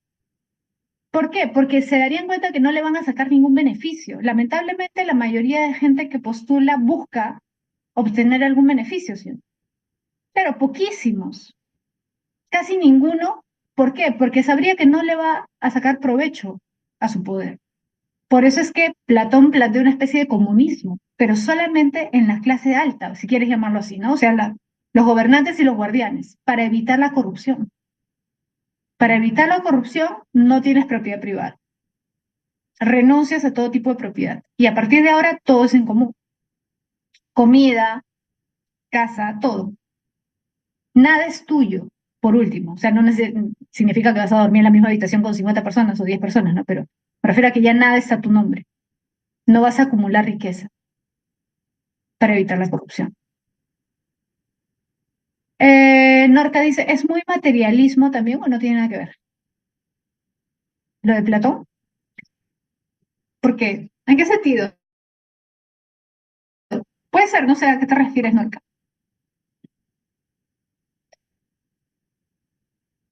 A ver, mientras Norca me dice, vamos a avanzar. Entonces, esa es la idea. ¿Te das cuenta? 3 segmentos. Gobernantes, guardianes, trabajadores. Según la inclinación natural, porque todos tenemos una inclinación natural. ¿Quiénes deben gobernar? Los más sabios y virtuosos. El rey o los reyes filósofos. O las reinas filósofas. Ojo que Platón también dice que las mujeres pueden gobernar, por si acaso. ¿Sí? ¿Y todo esto con qué finalidad? Con la finalidad de que haya justicia, de que todos se beneficien del bien común. Claro, porque si tú cumples el rol para el que mejor estás dispuesto naturalmente, lo vas a hacer mejor. Si tú quieres ser gobernante, pero no tienes las capacidades para ser gobernante, lo vas a hacer mal. Y no solamente te vas a perjudicar a ti, vas a perjudicar a todos. Por lo tanto, un Estado, dice Platón, es injusto cuando las personas no cumplen la función que le corresponde, sino cuando hacen lo que ellos quieren hacer y lo hacen para beneficiarse ellos. En cambio, un Estado es justo, hay justicia cuando cada uno cumple la función, el rol que le corresponde de acuerdo a su inclinación natural. ¿Te das cuenta? De acuerdo a lo que le es propio, o sea, lo que se corresponde con su estado natural.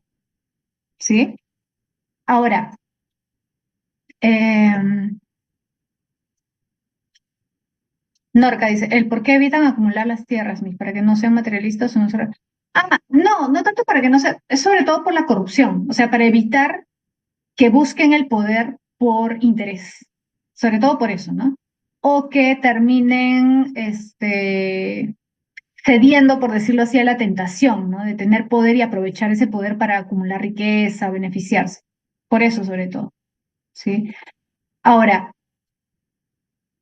mira, todo esto que hemos hablado es la República.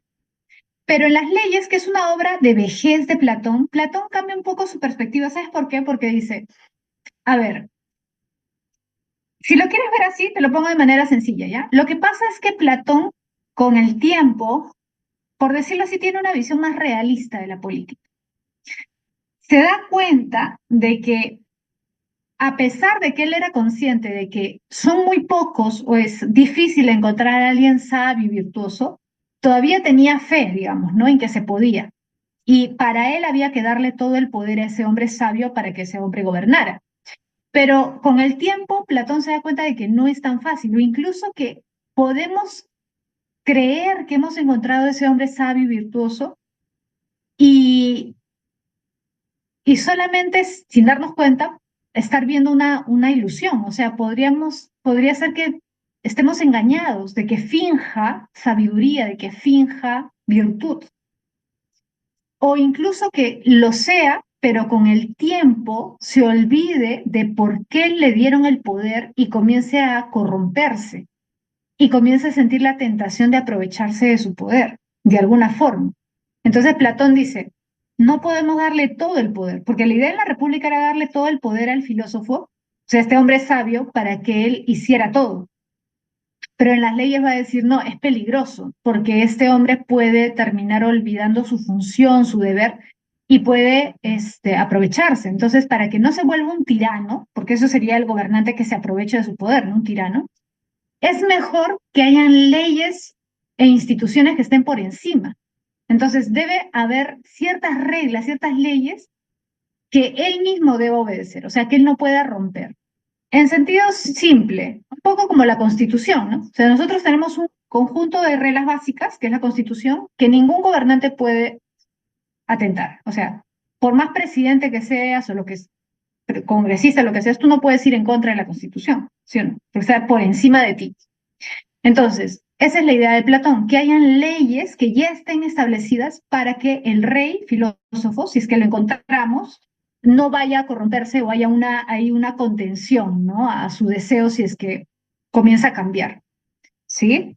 Entonces, la finalidad del Estado, por último, es el bien común. Por lo tanto, no podemos arriesgar el bien común dándole todo el poder a un hombre sin digamos, sin ninguna restricción, ¿no? Por eso es que Platón considera que es importante que hayan leyes, ¿sí? Carlos dice, me hizo una pregunta, en la República de Platón decía empleo de locargo y taxiarco, ¿cuál es su significado o a qué se refiere? Empleo de locargo y taxiarco, no recuerdo eso. ¿En dónde está eso? ¿En qué libro? Empleo de lo cargo y taxiar.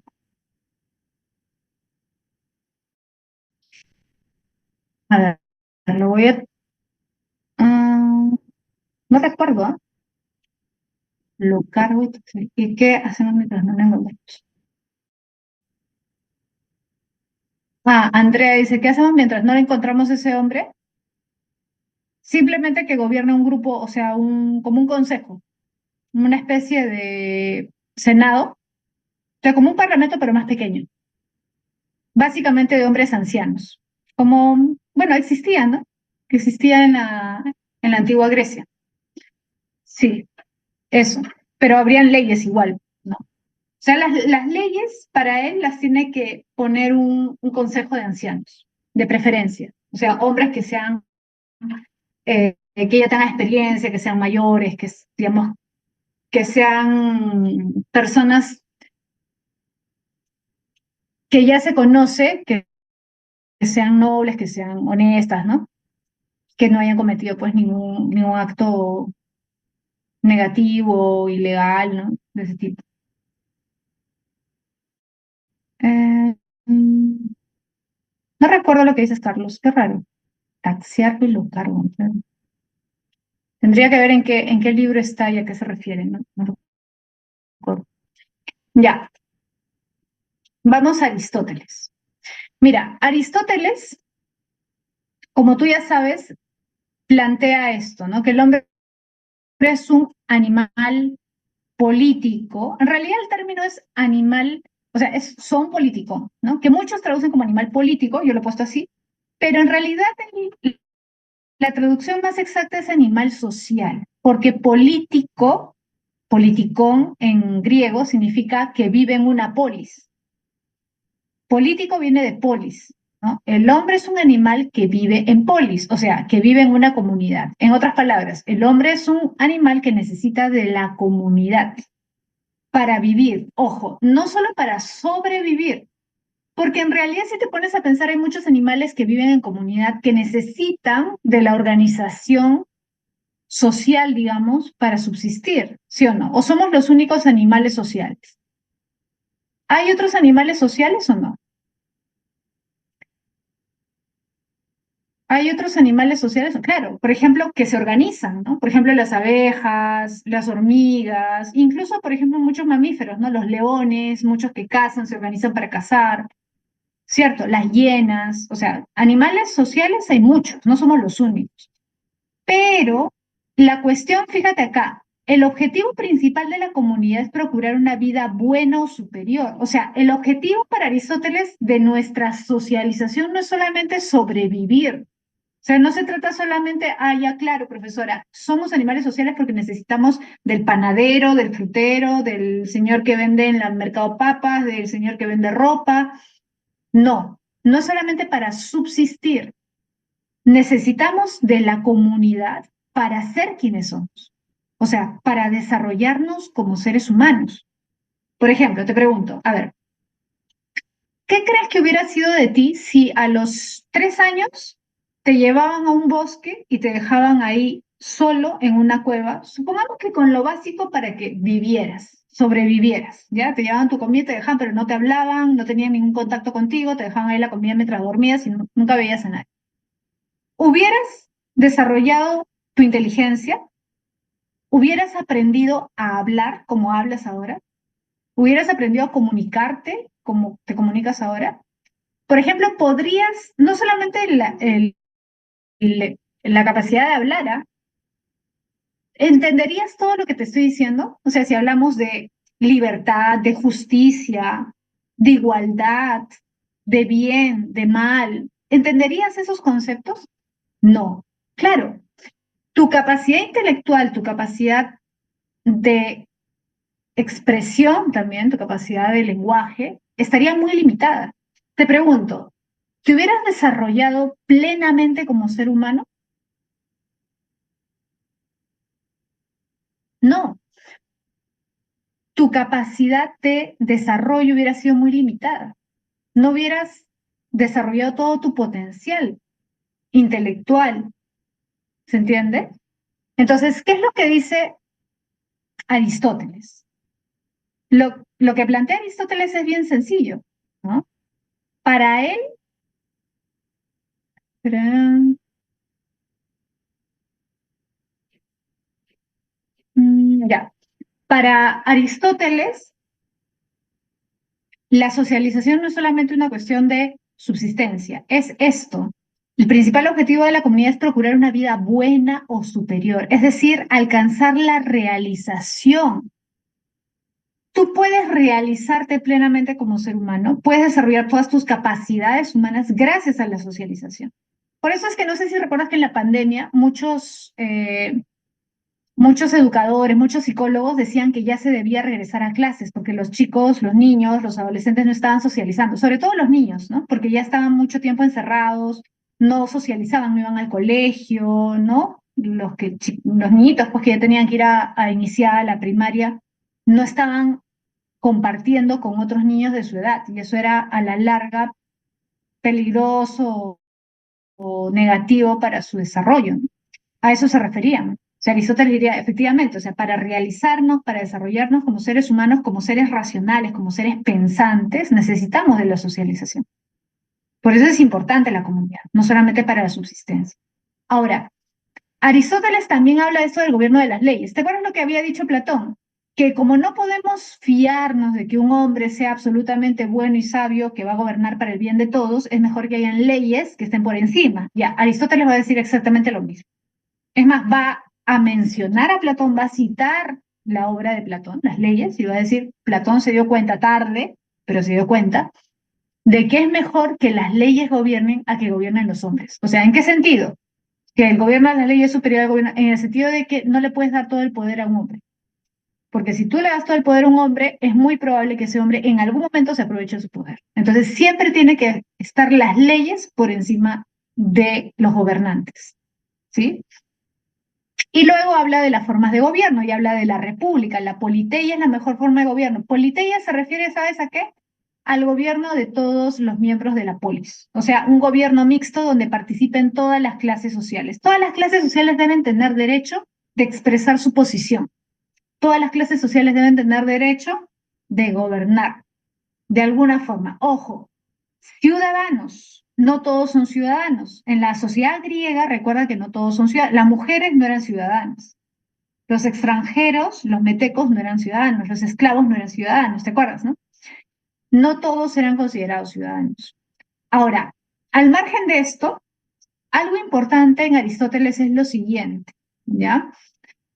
O sea, mira, pero esas leyes no están hechas por el hombre, o como, sí, están hechas por el hombre, pero ¿sabes cuál es la diferencia?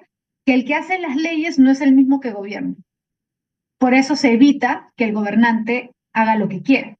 Es decir, para Platón, las leyes las debía hacer como una especie de consejo de ancianos y el que gobernara era otro, ¿no? Entonces, de esa manera hay como un contrapeso, ¿no?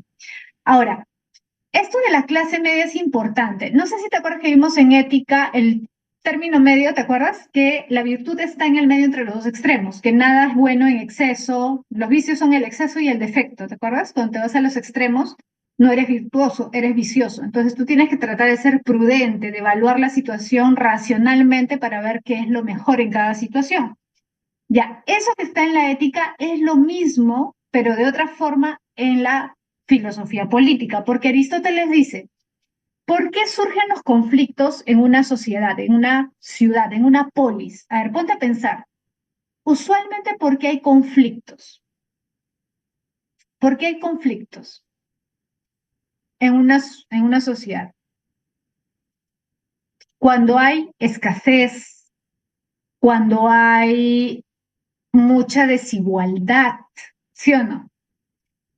Cuando hay una brecha entre los ricos y los pobres, cuando hay una brecha muy grande, ¿no?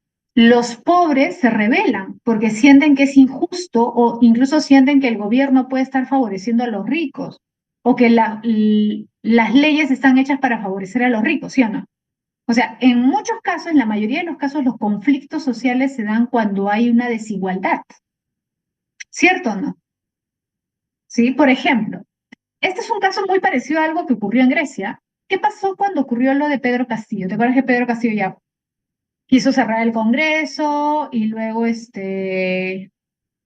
lo arrestaron y un montón de gente de provincias vino a protestar? ¿Por qué vino a protestar? Ya, mira, al margen de que tú digas, no, pero tenían razón de sacarlo a Castillo porque quiso dar un golpe de Estado, ya, o dio un golpe de Estado, como lo quieras ver. Pero mucha gente que vino de provincia vino a protestar a Lima porque sentía que Pedro Castillo sí lo representaba, que era alguien humilde, que los que habían provocado la caída de Castillo eran las clases altas que no querían que las cosas cambiaran, ¿sí o no? Mucha gente pensaba así o ha pensado así. ¿Y por qué la gente se molestó y por qué incluso estuvo defendiendo a Castillo? Por eso, pues porque sentían que hay una clase política, ¿no? Que tiene cierta relación con los poderosos, qué sé yo, que no quieren que las cosas cambien en el gobierno. Entonces, esos conflictos entre ricos y pobres, si quieres verlo así, así lo dice Aristóteles, ¿no? Es la principal causa de caos, de desorden, de inestabilidad.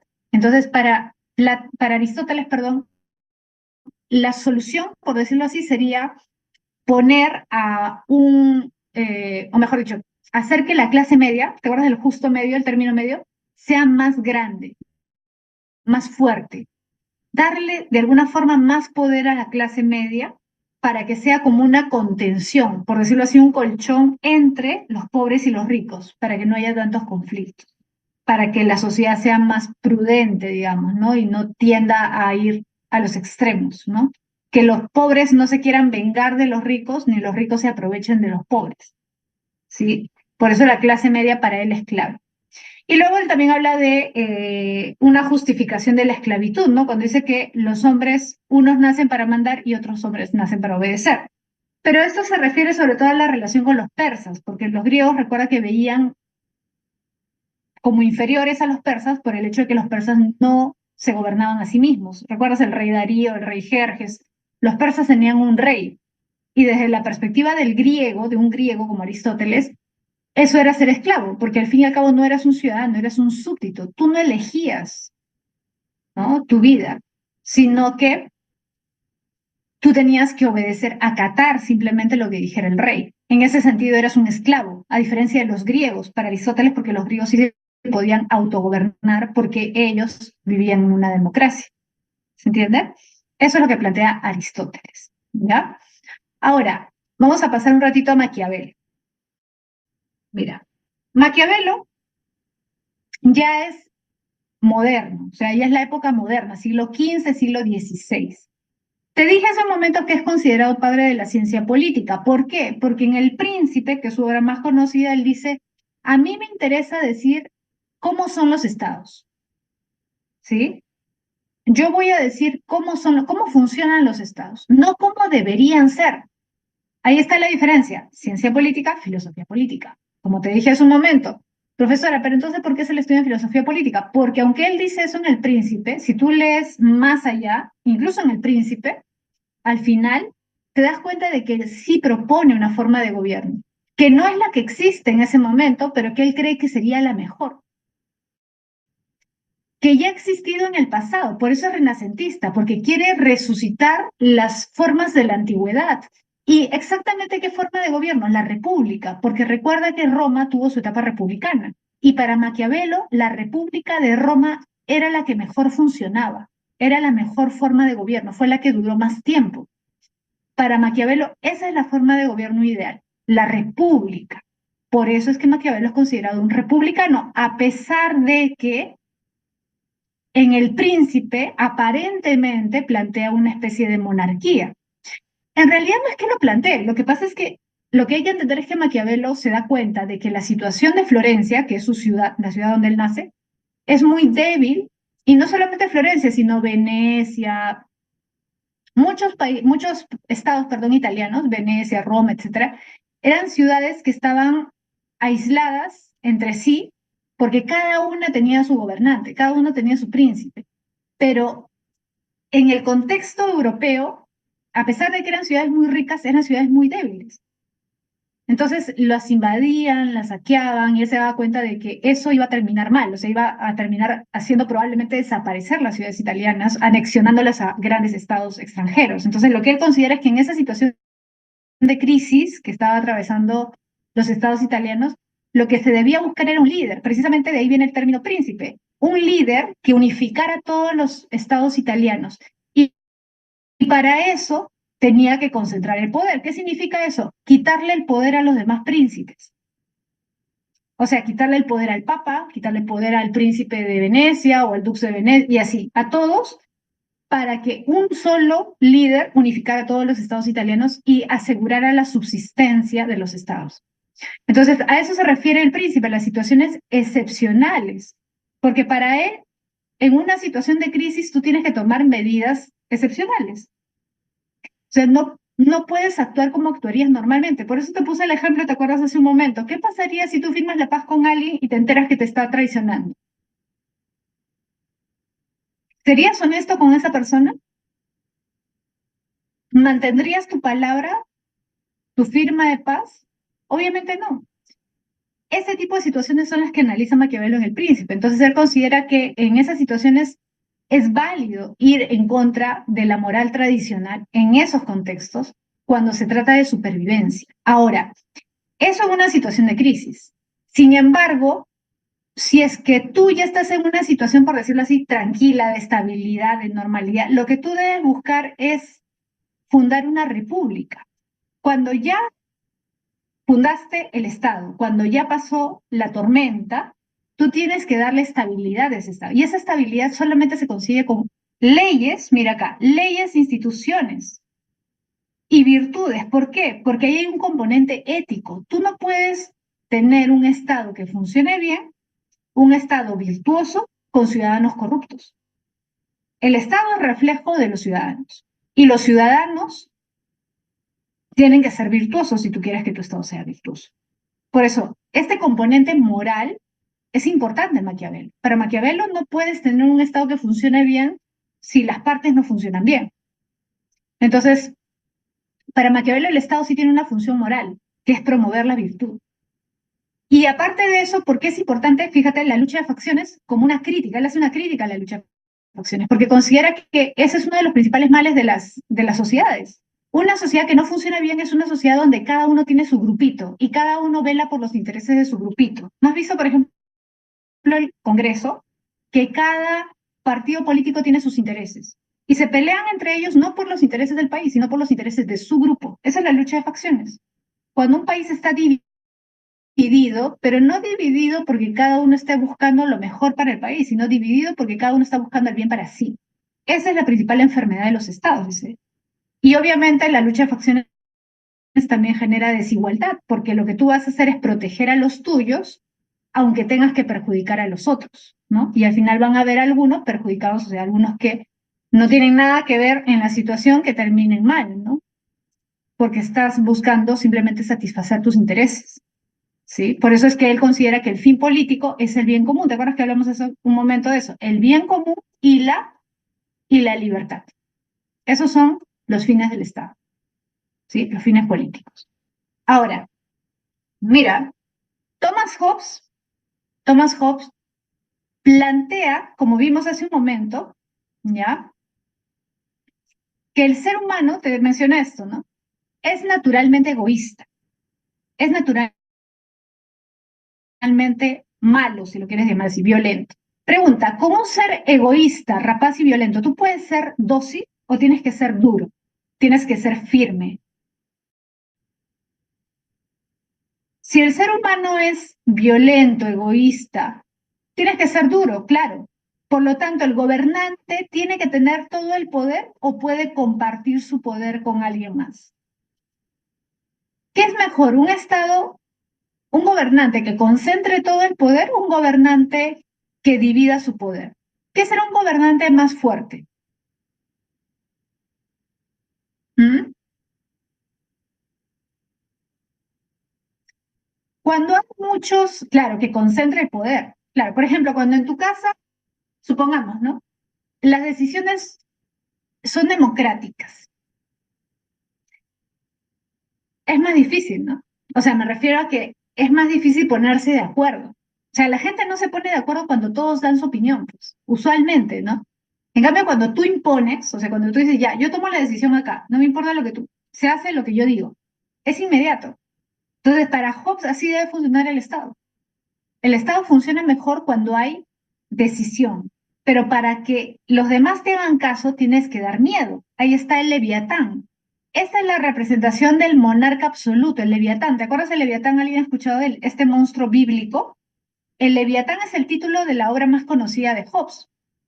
El Leviatán es el nombre de un monstruo que aparece en la Biblia. ¿Y por qué le pone el nombre de un monstruo al Estado? El Estado debe ser un Leviatán, un monstruo, porque tiene que dar miedo, tiene que tener todo el poder. Para dar miedo, tiene que tener todo el poder. Fíjate en la imagen. Es un hombre con una corona, poder político, la espada, poder militar, y en el otro tiene un báculo, poder religioso. ¿Te acuerdas de la iglesia anglicana? ¿Te acuerdas de Enrique VIII que se pelea con el Papa? Porque el Papa no quería darle el permiso para que se divorcie y se vuelva a casar. ¿Te acuerdas? Ya. ¿Y qué hace Enrique VIII? Crea su propia iglesia, la iglesia anglicana. Ya, ¿qué hizo Enrique VIII? Concentró todo el poder. Le dijo al Papa, ¿sabes qué? Yo no me voy a poner a pelear contigo, no te voy a dar poder. Ahora yo tengo todo el poder acá en mi país. No tengo que consultarte nada. Concentró todo el poder. Eso, dice Hobbes, es monarquía absoluta. Eso es lo que mejor funciona. ¿Por qué? Porque así el gobernante se hace fuerte. Cuando tú le quitas un poco de poder al gobernante, lo debilita. El gobernante no puede debilitarse si quiere gobernar con orden y con paz, si quiere que todos le hagan caso. ¿Te das cuenta? Entonces, de esa manera se centraliza el poder y de esa manera es más eficiente, es más eficaz. Las decisiones se acatan, se toman de manera inmediata, no se arriesga tiempo a que las personas se pongan de acuerdo. ¿Por qué? Porque para Hobbes el objetivo central del Estado es esto, asegurar la paz y el orden. Lo peor que le puede ocurrir a un Estado para Hobbes es el caos, la anarquía. El objetivo, ojo, no te olvides de esto, el objetivo central del Estado es asegurar la paz y el orden. Y para eso tiene que infundir miedo. Porque si no sientes miedo, no haces caso. ¿Por qué? Porque en el fondo eres egoísta y rapaz por naturaleza. El hombre es lobo para el hombre. El hombre en su estado natural es como un salvaje, o sea, es un animal, ¿no? Que desea su bien. Y si no hay alguien que lo esté vigilando, que lo esté obligando a ser bueno, entre comillas, a acatar la ley, no lo va a hacer por voluntad propia. ¿Se entiende? Eso es lo que plantea Thomas Hobbes. ¿Ya? Bien, chicos, creo que ya quedamos, sí, ¿no? Ya estamos en la hora. No se preocupen, la próxima semana continuamos, ¿ya? Yo sé que ustedes tienen un montón de preguntas. A mí me gustaría responder a todas sus preguntas. Pero ya la próxima semana seguimos, ¿ya? No se preocupen. La próxima semana va a ser un poquito más sencillo porque vamos a ver corrientes y en corrientes vamos a repetir varias cosas que hemos visto ahora. ¿Seminario de qué? ¿Filosofía política? Ah, uff, filosofía política. Me cansaría de hablar porque es mi tema favorito. Para mí, ética, sobre todo filosofía política, es lo que más me gusta. Sí, les voy a enviar el PPT, no se preocupen. Les voy a compartir a su tutora para que se los dé. ¿Ya? Ya. Les dicto las claves, ¿sí? Les dicto las claves. A ver, les dicto las claves, ¿ya? A ver, uno es barco, dos es barco, tres también es barco. O sea, uno, dos y tres barco. Cuatro, casa. Cinco, elefante. Seis, casa. Siete, barco. Ocho, árbol. Nueve, barco. 10 dado. 11 árbol. Y 12 elefante. Norca, gracias por explicar. Sí, trato de responder todas las preguntas que puedo, chicos. A veces por ahí se me pasa alguna.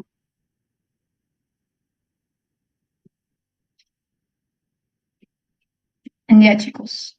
Ya nos estamos viendo entonces la próxima. Me hacen recordar que faltó un poco de del PPT para pasarles, ¿ya? La próxima semana. ¿Sí? Ah, a ver, a ver, a ver, a ver, a ver. Quiero que les comparta de una vez, ¿no? A ver, voy a ver si se puede compartir. Acá está. Ya, ahí está, ahí lo estoy pasando en el chat del PPT. Ahí está terminando de cargar. Ya, chicos, ya nos vemos la próxima semana. Ahí está, ya lo pasé. Ya nos vemos la próxima semana, ¿ya? Chao, chicos, cuídense mucho. Un abrazo.